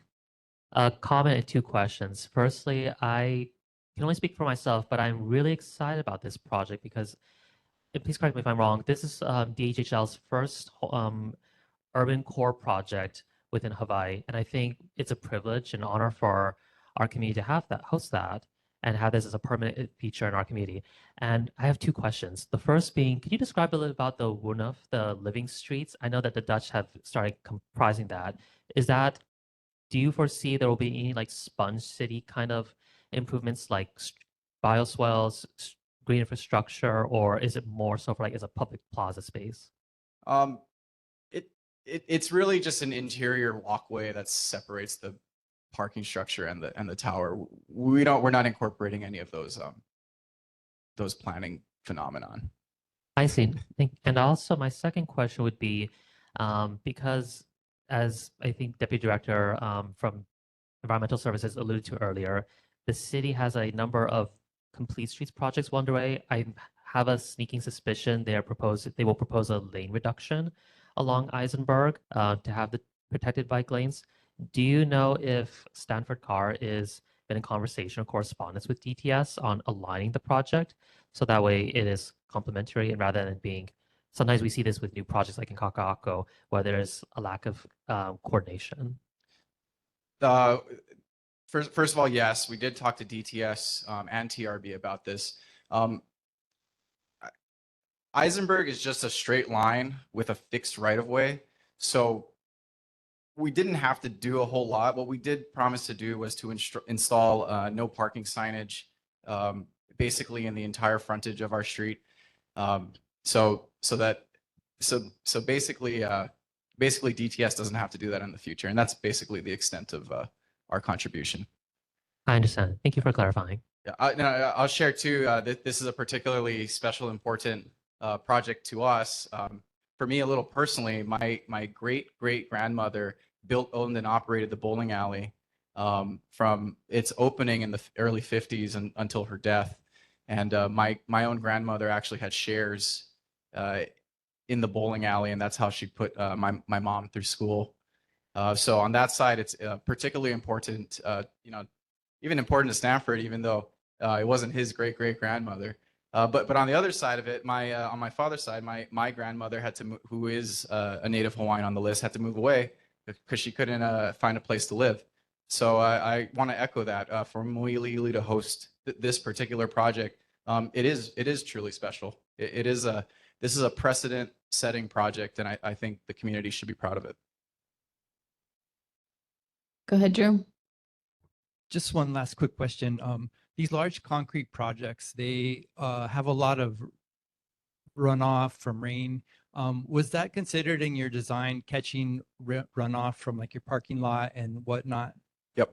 Yeah, it absolutely was. Anytime you create an impervious surface, you have to mitigate that. We think we went a little above and beyond.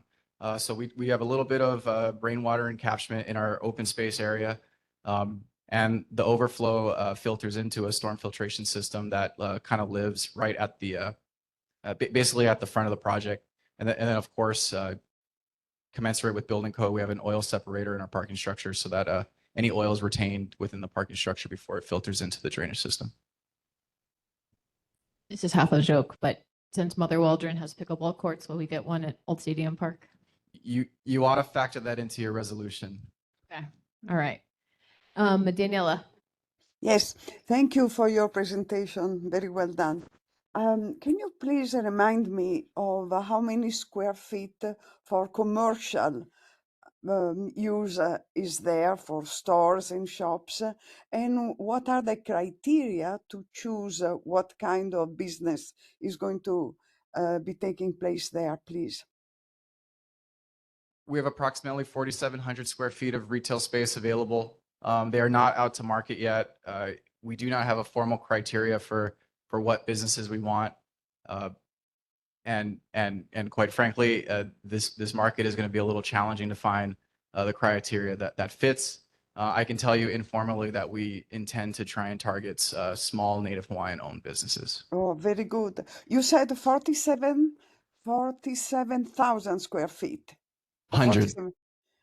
4,700. 4,700 is so how many business would that be for Yeah. So great question. We left the space open, so that the end user can ultimately configure it to their needs. But maybe we expect 3 to 4. of 3 to 4? Oh, okay. Or could be also more smaller size business.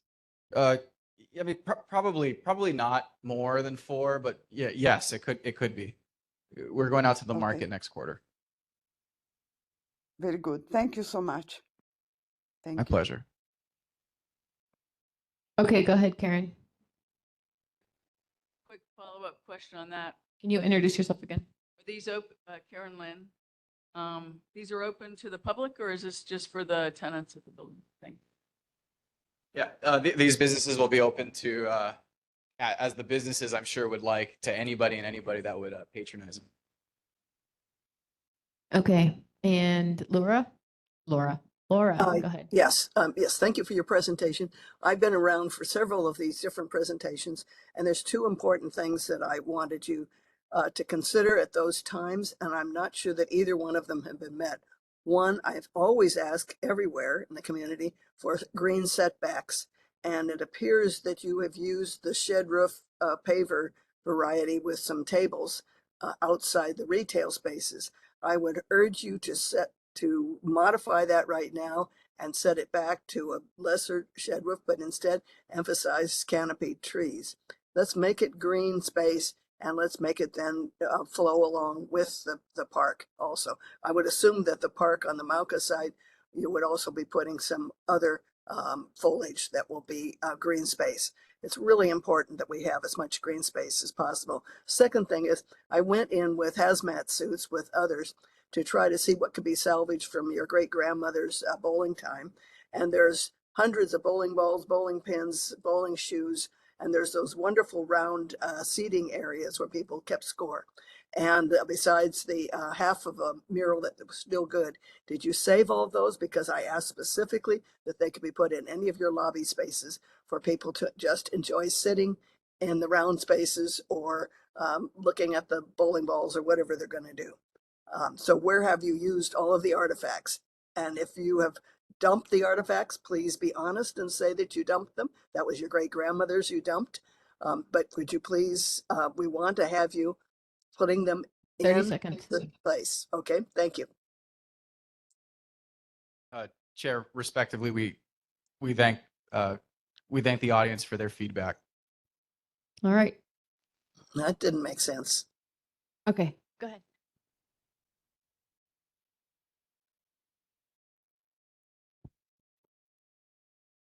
I mean, we took personal care to curate what was curatable. Thank you. Such as? You're welcome. Laura, we're going Such to move as? on. Okay. Okay, go ahead, Justin. All right. I just want to make a comment. I understand the question about artifacts, but I would also remind, also just for the general decorum and etiquette, to please let's respect our guest speakers as well too, and not make insinuations as to the relationship pertaining to their to said artifacts or other objects. I think that's sort of separate from this conversation. I just had to make that adjustment. Thank you, Chair. Go ahead. Couple questions. Leslie Hara, Senate. You said there's 195 units, something like that? 278. And one, how many guest parking for that? About 30. And about, do you have an idea of how many units of the 275 units, how many of them will have 2 cars? And how many, if at all, would the community have to accommodate on the street? Yeah, thanks for the question. Our expectation is that almost all of our tenants will either have 0 or 1 cars. This project is situated pretty perfectly with respect to public transportation. And of course, the question is always, why can't you provide more parking? Unless you talk to Councilwoman Cordero, who always wants less parking. So there's opinions on both sides of this. Our priority when we were building this project was to focus on building as much housing as humanly possible, and to ensure that at the very least we could provide for 1 parking stall for each unit, bar none. We have surplus parking. We have a little bit of surplus parking that we can accommodate certain tenants, and we intend to do so. I'm certain that we will not be able to accommodate them all. However, what we hope comes out of this project is that because of its urbanacity, because of its proximity to public transportation, that our tenants will utilize its prime location for multimodal transportation and not rely on multiple cars for a given family. I have a question. What was the total number of parking stalls, including the visitor? Yeah, sorry. I think I misquoted. I said 30 guest stalls. It's 290 parking stalls in the structure, plus 20 surface level parking stalls. Great. Justin? Sorry, just quick comment. I do appreciate you providing contextual information on that. Particularly, I think that you are apt in making that assessment because DTS does plan, as part of Safe Streets for All, grant the next 4 to 6 years bus rapid transit, so dedicated bus lanes along Kapiolani, potentially along Kapiolani, South King, or Beretania Street. So that would further enhance the desirability and viability of public transit. So I appreciate you giving that context. It's always a balance. It's all like, so for example, if we did another 200 parking stalls, you guys would be looking at an 8-story parking structure, and I don't think that's what All right. There's a couple more community questions. Aloha, mahalo board and Sanford Nakar for coming.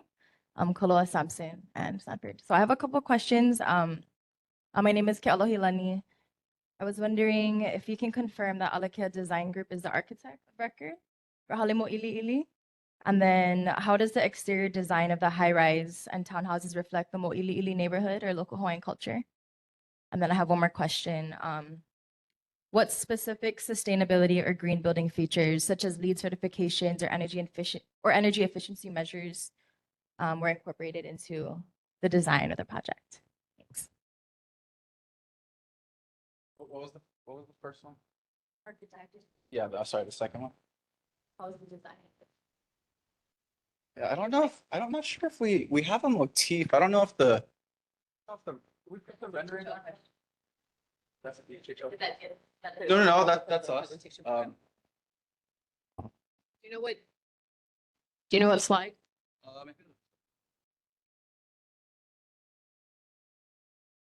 Not really well. We are trying to articulate a Polynesian theme with the overhang on the rooftop.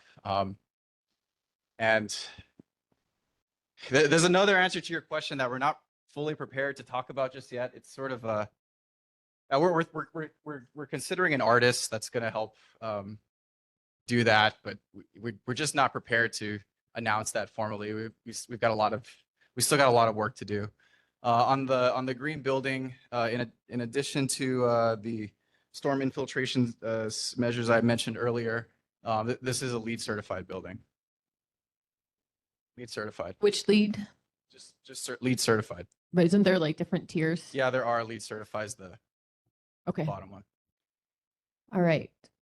Anyone else have any questions? Community members online? We're also in the process. So these guys have been doing such a great job that we're looking for areas to enhance the project, and one of those areas is a photovoltaic system to offset common area electric costs. So we're looking at fitting the either half or the entire parking structure with photovoltaic panels to offset probably 2 megawatts of power. Daniela? Yes, thank you. Can you remind me of how many residents will be is this building for? How many residents, not units? It's between 5 and 600. 5 to 6. Okay. And yes, I'm also interested what you mentioned about art. What will be the elements that will make sure we all remember that on that ground at one time there was a bowling alley? What is there in the building, inside or outside, that will keep the memory of that particular building? Yeah, a great question. So we have a number of features. I'll focus on one. When you open the front door to our lobby, and as soon as you walk in, you will not see an LVT flooring or like a wood flooring or carpet. What you will see are the original maple bowling lanes that we were able to preserve and restore from what lanes, I think lanes 19, 18, and 20.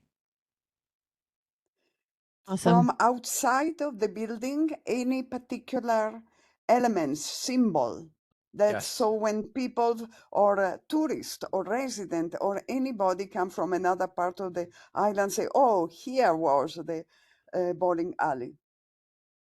The answer is yes. The exterior components are proving much more difficult to restore and repurpose. So we fully intend to reutilize a couple of the exterior components. I'm not prepared to commit to you guys in this meeting, but I have a sneaking suspicion you may ask us to come back. Yeah, we like that. Otherwise, the city becomes urban amnesia, and we want to remember the history. Thank you. Would it be possible to set up a tour of the building when you guys are preparing to open it to the public? I'm certain that as we get closer and closer to completion, we'd be more than happy to host this board here. Great, over that'd there. be awesome. Thank you. All right. Thank you very I'm gonna much. wrap us. We plan on telling everybody about it if we finish, when we finish. Anwar, you have a question? I'm about to wrap, FYI, Anwar, in case No, you're I don't have encouraging a us. question. I don't have a question, just the comments. I just want to say thank you for Stanford Carr for a wonderful presentation, and I really support your project. Thank you. Thank you very much. Thank you guys so much for coming in person, and we're excited about this new Our development. pleasure. Thank you very much for having us. Okay. Let's go ahead and move on to our State of Hawaii reports. Is Gary here? Hi, Gary. Yeah. Hi. Sorry, I'm not able to make it there. I was Are you trapped able to on the turn on your mainland. camera? I can try. I'm in the car still. I haven't even made it home. I was trapped on the mainland due to misconnections, but I don't know if you can see me. I'm here. We'll trust that you're here. Okay, don't turn it on. Yeah.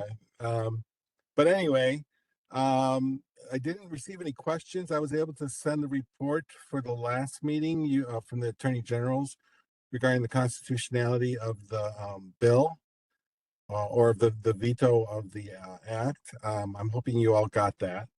But I didn't receive any questions from the last meeting, so I'm here to take any questions or comments. Anyone have questions regarding State of Hawaii issues? Comments? All right. Well, Gary, thank you for joining this call after all of your flights. Yeah, And it's sorry been that a we don't long have t- any questions for you. No, it's been a long 2 days, but trying to get back to Hawaii. But you certainly don't have to wait for the neighborhood board meeting to ask me questions. So if there are any questions until the next board meeting, feel free to send them through to my email. We appreciate it. Okay. Get home safely. Thank you. Okay. Elmer, I believe you're here. Hi, Chair. How are you? I'm doing well. I'm just going to hand this over quickly to Adendra while I run to the restroom. Okay. Mr. Chair. I'll be really quick with mine. Two things. First, we are impacted by the potential federal shutdown because a lot of our projects are grant funded and so on. So we're watching it very closely. Our folks are really keeping an eye. We do have projects that we have ongoing, and we have to be very cautious of how we use that. The other component was a question you guys asked many times, and I forgot to bring it to you. This is regarding international students and the impact of it. This year, we enrolled 1,061 international students. That's about 487 undergraduates, 574 graduates, 300 are continuing, and 455 for the graduates are continuing. So that's a good number. We are far below the national average regarding the impact of it. We're close to more like 4.7%, where the national average is really high regarding international students not being able to come. So we're very much aware of that. And the final thing is, as you notice with and I don't blame the complete street, but we have a lot more mopeds around the campus. So we had to send out a notice to remind our students as well as staff to be more courteous of what's happening around the campus. Outside of that, I'm open to any questions.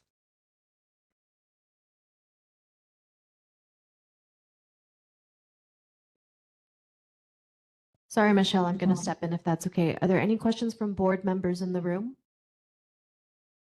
Any questions from board members online? Any questions from community members in the room? Go ahead. Aloha, Kealohilani again. Hey, Kelly, how are you? How's it? I have a question, and I'm not sure if you're able to share on this. Curious about the Waiānuenue renovations and UH's possible partnership with Bishop Estate, and if you have any insight or any updates you can share for us community members on maybe on the role that UH is playing, if there is any. Are you going to be here next month? I can actually provide a real detailed one there, because we are actually we have a discussion going on with Kamehameha schools for sure. There are a lot of things happening in that area, as you notice. Yes. But we do have a great partnership with them. We're trying to make sure that it's compatible to not only them, but to the University of Hawaii. Yeah. So what type of, I understand you're representing University of Hawaii, but what benefits do you see for our community that are not UH students or alumni or affiliated with UH that we can have and we can look forward to?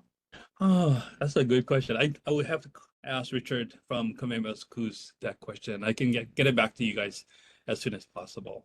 Yeah. Okay. I can't speak for Kamehameha Schools. I can only speak from our side and the impact of it. But that's a great question. I'll get it back to them. Okay, mahalo. Mm-hmm. And if you could, Elmer, if a presentation is happening next month, if you could highlight Kealohi's question. Yes, I will. The answers to her Absolutely. question from KS. Yes. Excellent. Yes. Any questions from community members online? Auntie Laura, go ahead. Yes. Hi, Elmer. This is Laura Ruby.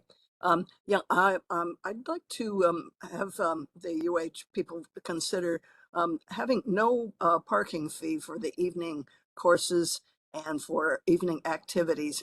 Once upon a time, there used to be loads of films, dance concerts, every kind of lectures, everything going on in the evening, as well as the continuing ed was flourishing.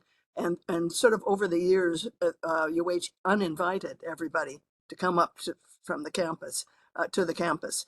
And that would be a real good way of building a good rapport with what's called town and gown. The other thing is, I hope that you're talking to those people that are trying to remake the College of Ed property and really keep it open, green space. If there's any consideration at all for residential housing, it would be in the Eva Mackay corner and low rise. And the other thing is, in other campuses across the United States, there are requirements that all freshmen must live in the residential housing. That would take a great impact off of our community residences and would make it a lot easier for people that of modest means to be able to rent housing in the community. And I think that would be a really good opportunity, again, to build town and gown relationships. There's loads more. I would have to say about the actual building, because I think you're running into an underutilized money pit if you're going to try to 30 seconds. with a Kamehameha schools down at Bucks Alley. Okay. Awesome. Okay, Thank thank you. you. I got it. Okay. All right. Elmer, thank you for coming. Thank you. And I'll be there next month. I realized I ran quickly to the bathroom, but I just had a quick question. I had a UH alum forward me a message from the president about the number of grants that UH was expected to lose as a result of all of these cuts to funding. Yes. Is there a way that community members can also subscribe to these newsletters? Or I'll is get that- it to you guys. Okay. I'll get it to you guys for sure. Thank you. Welcome. All right. We have Senator Ihara who's here. Thank you for coming. Good evening. I actually don't know many of you. It's a whole new board. So I've been in the Senate for quite a while, and in the legislature about 40 years. I live back in Palolo Valley. I have relatives and whatever in this area, but I'm relatively new to this area, and I really am here mostly to listen because we don't get back into session to January 21st. So it's really good to hear, and I'm impressed with the board. I mean, you're actually initiating bottom up. You're serving your community, so I really thank you for that. That's not every board does that, so I really want to acknowledge you for that. One of the things I've done with Senator Fukunaga is we've convened a group we convened a meeting to download our history, and there's a lot of history on the Alawai watershed. I helped form the Alawai Watershed Association. We helped get funding for the dredging, and this is like 20, long time ago, but we're still here. And we are, so we've met with the area legislators and wanting to, because it's very complex. And with sea level rise and all, even the bridge, and a lot of things tied together. I can tell you that my perspective, and it's not a commonly accepted one yet, is that nothing's going to happen until we do one thing. And that is until we solve the stormwater drainage system. Right now, none of the EISs can go because you have to include all the impacts. But the EIS does not, or whatever studies, does not include how you're going to have the storm drainage system, because you have water sea level rise on one hand, and you have a downpour on the other, and you're going to have flooding. Flooding, period, unless you. And cities around the world are looking at how to. 1 minute. So let's see. Maybe I can just ask you questions. Great. So I want to just follow up on what you said right there. You said that your particular conviction in this is not a commonly held one. And I was curious if you know why more people aren't thinking this way. Well, one of our guest kind of speaker expert was Derek Chow. He was the district manager for the Army Corps of Engineers. And basically, when the Army Corps of Engineers, they did a full study on how to deal with restoration, well, mostly flooding. They did not include stormwater runoff. That's just not their job. They only deal with navigable waters. So they have no opinion about it. They have no research on it. All right. Do we have community or board questions? All right, go ahead, Justin. Not a question, but I just want to thank you for extending that perspective. I also likewise share that having a better drainage system, a sponge city, would be very appropriate for Honolulu and for Hawaii in general, which has been time and time again tested in Singapore, Germany, Seoul, Japan, Tokyo, and that's how we can manage not only our stormwater system, but we can also replenish our aquifer system. Thank you. And thank you. So we want to support that sentiment, because that's really what we've been trying to advocate, but there's only a couple of us. So we need to have more people join that saying and help us to bring that about, because it really is, that's really one of the major solutions. Anyone else here? Forgive me that my memory is bad with time, but earlier this year, I think you called a meeting to think about housing solutions and potentially creating two markets to help protect our housing for our community. Hale Mōʻiliʻili and DHHL is one really wonderful way in which we can ensure housing for people who have a right to housing here. And if we house them, then maybe we can perhaps open up the market to other folks. So my question is, are you continuing those conversations this coming session? This is, to me, the issue of our generation, because we're the generations to follow will not have housing. Because right now we're subsidizing all these housing, and after a certain period, it goes on the market. And our workforce cannot afford the housing. I mean, we don't have enough high-paying jobs. You have to be into stocks and other things because wage earners cannot earn enough to pay the mortgage. And so we have to have a separate market for local residents, and then we have an open market, which is really an international market. Anyone in the world, and a lot of people want to come here, they can just pluck down the cash, but we're labor, people, we work here, we don't have that kind of assets. So we need to have a separate market, the local market for the workforce. So I'm talking about having, and that's what Savio was talking about in the meeting we have, is really having a local housing for local workforce. But that is another idea that has not sunk in. That's one of those, there's a few of those that the public doesn't know, a lot of legislators don't even know that, because it's more housing, that'll bring down the prices. No, it doesn't. It only keeps it up there because other people who can buy the expensive houses can buy it, but local people cannot. And I agree that it's worth continuing to pursue while we get more people on board. But in the meantime, I think we could also make sure that DHHL gets the funding that they need to be able to house the people that they serve. In fact, I was mentioning that's one of the bright spots about this, because this keeps it in perpetuity. Drew? Are you guys, is this on? Yeah. Are you guys working on any types of legislation for this upcoming session that would limit or restrict international buyers?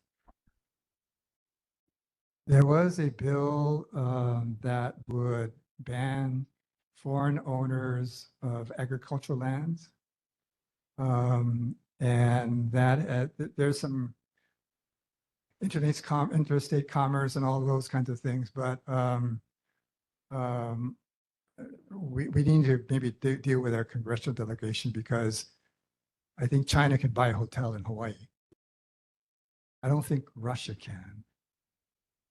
Right? I mean, what if they, an oligarch comes and they want to buy it? I think it's a state defense department will say no.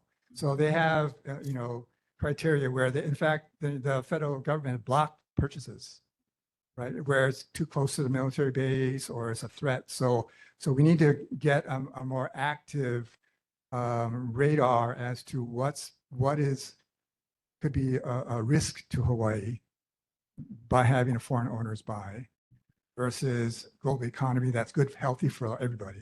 So maybe at some point we can get more about where that line is on, and that's more the federal line. And so I'd be interested in myself too. Maybe when Ed Case is here or another congressional, we can ask them, because I'm interested as well. Yeah, I know that Canada had banned foreigners from buying real estate there, but that again was done at the federal level and not just at a state or the province level there. Oh, so Americans cannot buy in Canada? I'm trying to skim this article really quickly. Because I know a lot of that's one of the reasons why a lot of us, because Canadians own a lot of condos in this area, right? Well, and snowbirds, right? And I'll show you the article afterwards, or you can just Google it yourself. But it talks about, it just says foreign, so it doesn't say anything about Americans or so forth. But the whole goal was to keep things affordable. So, good. But that was again done at the national level. All right, Daniela. Yes, thank you. I wanted to thank Senator Ihara for coming and for um, putting a stress on the issue of a watershed. That is actually an emergency issue, and it needs to be it needs to be faced. And perhaps I will present. I will ask for the next board meeting a resolution of some sort that this issue be studied and supported by the neighborhood board number 8. It's a lot of years have already gone by, and this is an emergency issue, has to be addressed by and invite also other community organizations to speak to our neighborhood board on what they are suggesting they have done, what the mistakes that have been prevented. It's an emergency issue. Thank you, Senator Ihara. I'm in support of Senator Fukunaga's. She has an idea of an initiative. I'll let her explain Thank it, you. but you may have a project. Watch what you ask for. Thank you. All right, Laura. Yes. Hi, Les. Good to see you again. Laura Ruby here. Mine is also the emergency situation that Daniela is mentioning. Namely, I asked that 43-story building people, I got to them, what was their detention basin that they had as mandated. And the guy never got back to me. All I could see looking through the boarded up areas was something that looked like a kid's wading pool. And that is not sufficient because I have been out there when it was up to my knees in floodwater. And, you know, they really need every single one of those new buildings going up has to have a required detention basin that is comparable. Could you find the correct agency in the state that will go out and monitor them and report back to us? That it's being, or report back to you anyway, that it's actually being conformed to? What is the conformance to? To the detention basins. It's Well, but written is that- in, Where is it? Can you give me a citation? I haven't heard it's, about I this. don't know, they're written into their contracts that they must have detention basins. Could you give me an example? Could you give me No, one other contract? than that building, all I know is that that building did have it, and I'm sorry I don't have the actual. What building you're talking about? Oh, somebody remember the name. It's across from the cemetery. It's on Kapiolani, 43 stories. Mōʻiliʻili Place. Kuilei Place. Yeah, sorry. Not aware of any requirement like that. So if you can find something I can do, I need to have some scintilla of a thing to do research. I can't just. Well, I know. I'd like to know where it is too, but it is. I know it is. I don't believe there is anything like that. Well, the man said he realized it was Well, there and he would look into I know it. So a lot of people say things, but so if I can, so just get me one little data point, and okay, then we'll I'll try. start. Okay, Yeah. or maybe Justin, who's in the crowd there, maybe he knows also. Okay, thank you. Thanks, Les. Anybody who has a data point can get it to me. All right. Thank you for coming, Senator Ihara. Senator Fukunaga, you want to come?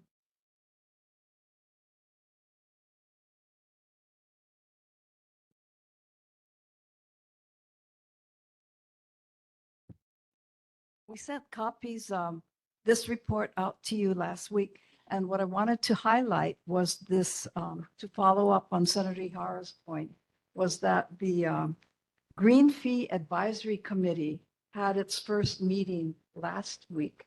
And so this is a body that was created under state legislation, and it's really looking at climate change issues. And the advisory group is headed up by a really respected environmentalist, Jeff McCully. And so as they are going forward and identifying specific criteria for projects to be considered, I think this neighborhood of all neighborhoods in our urban region is really one of the most vulnerable.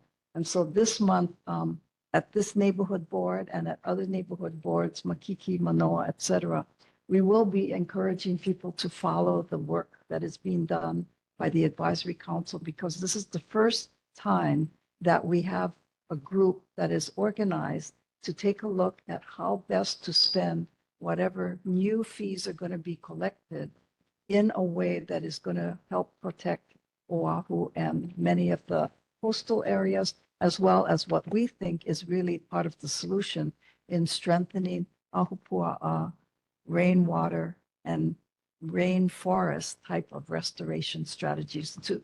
So to your point, about sponge cities, et cetera, I think there were a number of proposals that were made during the last Army Corps EIS process, but that particular project did not lend itself well to a broad spectrum of community discussion. So this may be the next big opportunity for us. Other than that, I'm happy to answer any questions. So I noticed that you wrote that you encouraged us to monitor the work. I'm curious, or would you be willing to put us in touch with Jeff?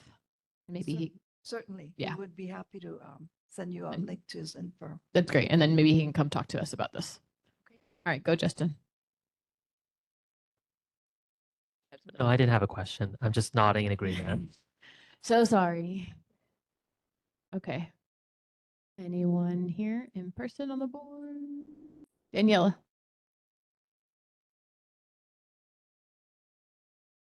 You're muted. Can you hear me? Yes. Okay. I have a generic concern that when it comes to protect, yes, I agree, Mōʻiliʻili is one of the most vulnerable neighborhood. Then the cost for this protection, watershed, for flooding, etc., is going to be paid by the Mōʻiliʻili residents, and fees will be paid just by the Mōʻiliʻili residents. I'm really concerned about that. Okay, Thank you.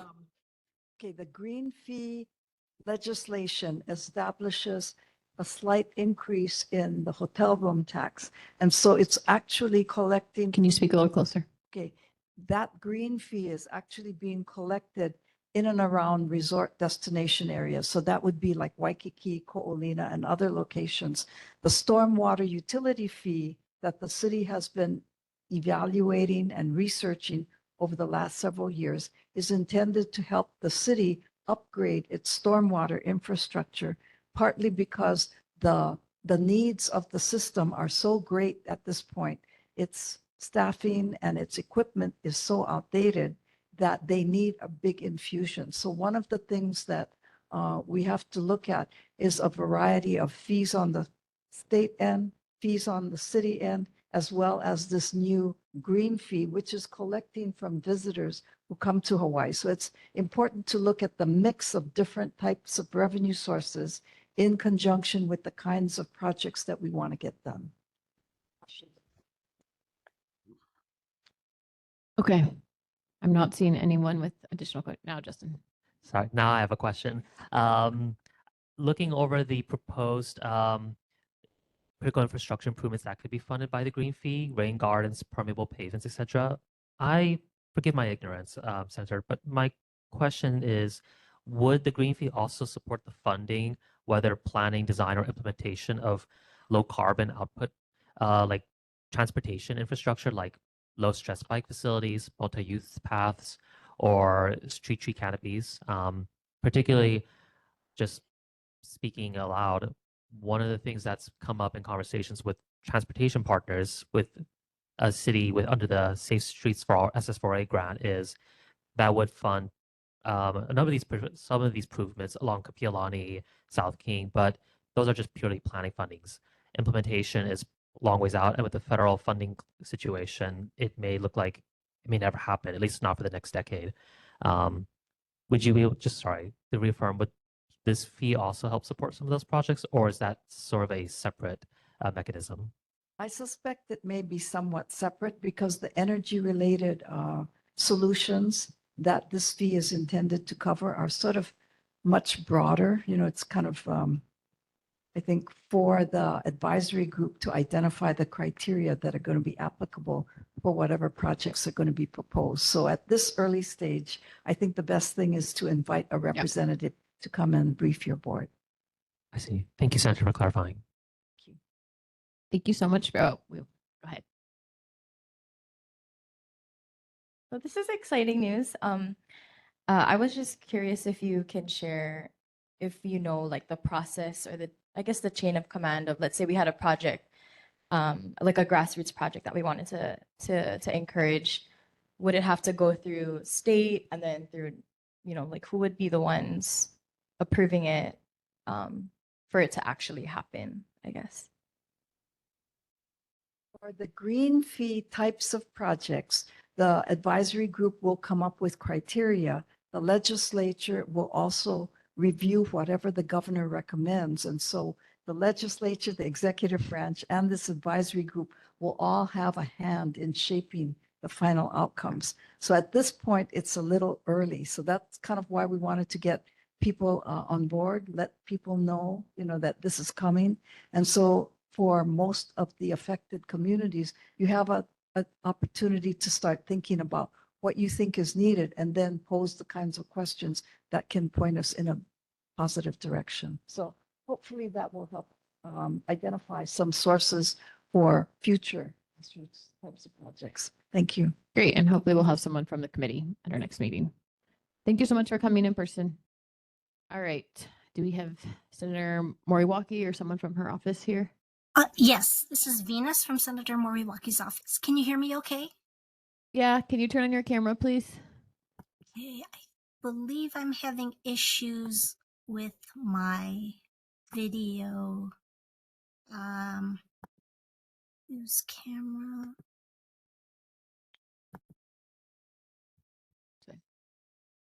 Can you see me? Oh, I guess not. Okay, I I'll guess just not go. either. Go ahead. Okay, just wanted to go over Senator Moriwaki's recent event. She had a disaster preparedness fair last week, September 16th, at Ho'okupu Center in Kewalo Basin. So we had agencies like HIEMA, HPD, the fire department, and the Red Cross to help the community prepare for emergencies following the recent tsunami scare and the traffic issues. So the event emphasized readiness. So if anyone missed it, please contact our office if you have any questions about disaster preparedness, or if you'd like to start a disaster fair yourselves in your community, just let us know. We do have the contacts. Also, we'd like to remind everybody, kindly fill out our survey. I did put it in our news report, our neighborhood board report in the chat. So the QR code is there. We're still collecting responses. Deadline is September 30th. We need your input. It'll help us with solutions and priorities for the upcoming legislative session. And October 12th, we have a charity run. It's called the Leia Leia Charity Run. After 6 years, the charity event returns October 12th at Ala Moana Beach Park to benefit the Waikiki Aquarium. 100% of the proceeds go to the Waikiki Aquarium's coral reef research and conservation. The event features a race with prizes, a beach cleanup, and complimentary towels and refreshments for participants. And finally, not sure if HPD had mentioned this. I joined in late, but Coffee with a Cop is this Wednesday, October 1st. District 7 will be there in command at Kahala Mall on October 1st. Yeah, any questions? Feel free to chat. It's a casual, welcoming event, great opportunity to ask the questions that most concern you about public safety in the community. And I'm free for questions. Thank you very much, Venus. All right, anyone here on the board with questions? All right, Daniela, did you have a question? No question. Okay. All right. I'm not seeing any more questions from the community in person or online. So thank you very much for coming and have a good night. All right. Is Representative Garrett here or someone from his office? All right. I do see Representative Olds here. Go ahead.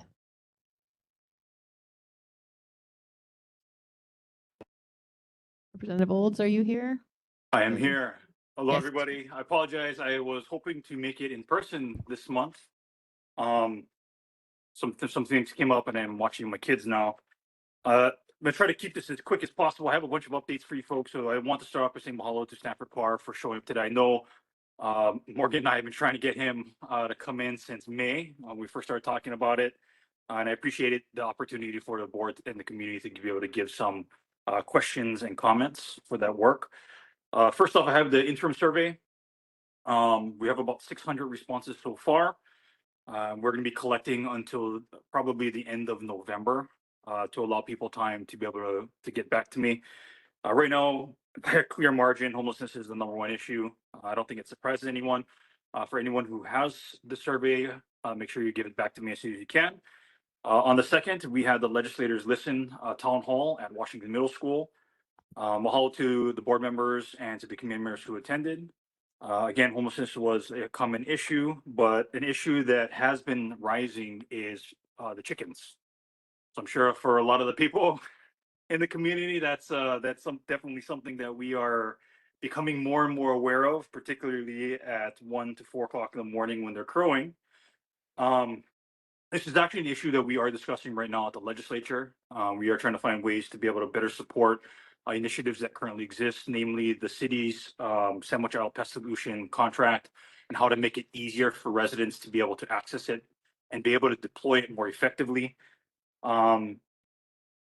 This one's important for our community. I'm not sure how many people need to hear this, but I met with Lunalilo Elementary School's principal, Kyle, in regards to the modifications to the fencing at their property.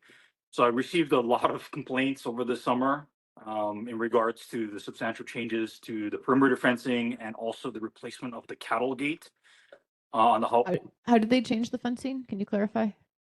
So the fencing used to be about maybe a little under 4 feet tall around the entire perimeter of the school at Lunalilo Elementary School. Now I believe it's about 6 or so feet, maybe a little bit higher. It's a substantial change, and obviously the fence is shiny and new, so it is even more obvious. 1 minute. This happened because there was abuses to the property, so they had a lot of stranger danger incidents, and they also had a lot of community members coming in using the park when they weren't supposed to. So the school decided to kind of fortify itself so that people can no longer walk their dogs on the campus, and they're having a lot of feces. And the gate was changed because people were dumping into their parking lot. 30 seconds. And then lastly, the Mōʻiliʻili library working to extend the hours and provide better security. That we've gotten a lot of complaints about why we don't have the same kind of access that Manoa has. So we're going to try to do that. And I'm not sure if Adrian's in the audience. Is he? Rep Tam? See there? I don't think so. I'll just really lightly touch on this. So his pilot program for the noise cameras is in effect, and we're going to have one in our neighborhood at the corner of Kapiolani and Hawawa intersection. So as of right now, it's not going to be issuing any citations, but it is going to be collecting data. And that's it. Woohoo. Thank you so much for your library advocacy, because I want to go to the library more often and also be able to drop off books too. So I appreciate that there.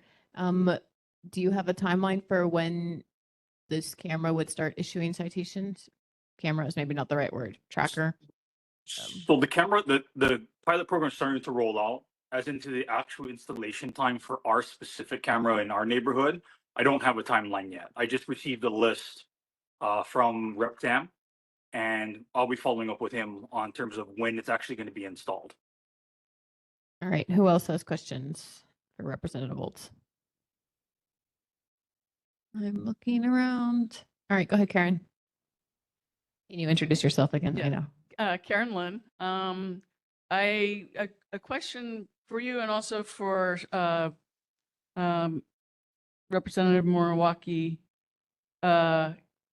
You have surveys, and are you interested in only people within your district, or, because we're in this neighborhood, but outside your specific district?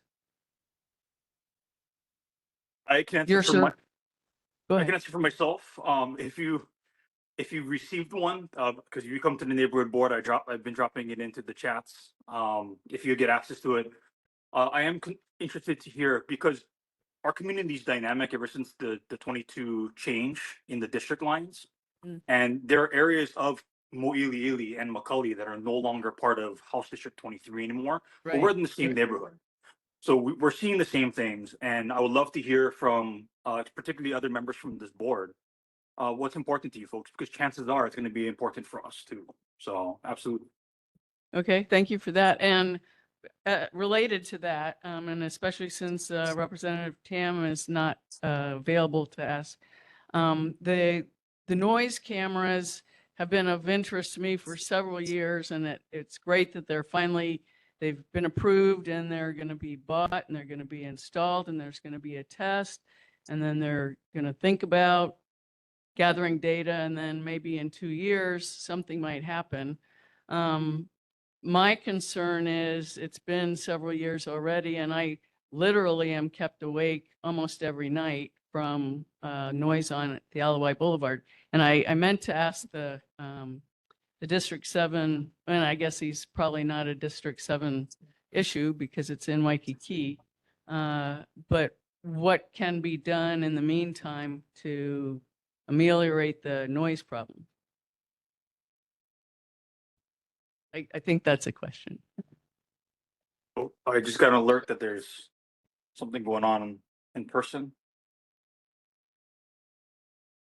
Well, if you can still hear me, noise pollution is a really complicated problem because it's not static, right? As you're aware, right? I'm sure as you hear people running down the Alawai, right, that stretch, it bounces through the buildings on both sides of the Alawai Canal, and it's a nightmare. So to actually report like, oh, hey, like loud motorcycle or loud race car or a group of, pack of moped riders, it's very hard to prove. And this is something that HPD has told me numerous times when we talk about noise complaints, that it's very hard for them to be able to actually tag somebody, right? So unless they actually catch this person in the act, it's hard to receive a phone call, get an officer out to that space and actually react to it. So we have an imperfect system currently, and this is just, again, I can't speak to what exactly the law says, but this is what HPD has fed back to me. So these cameras, in essence, could be a possibility for us to help address this. And I don't like the fact that it's a pilot that's not issuing citations. I would like the citations to start rolling out as soon as possible, but it was legislation that was introduced before I was in the body, and I hope that we are able to get the data that we're looking for to put basically more teeth into the law to try to get this rolling. Thank you very much, Representative Olds. Okay, we are moving into our lightning speed round. If you have a 1 minute or even better 30-second announcement, please come to the mic. Go ahead. And just make sure you introduce yourself. Hello, I'll try to be fast. My name is Jenny Suzuki. I've been in the area as working in 2008. I'm a property owner in Mōʻiliʻili.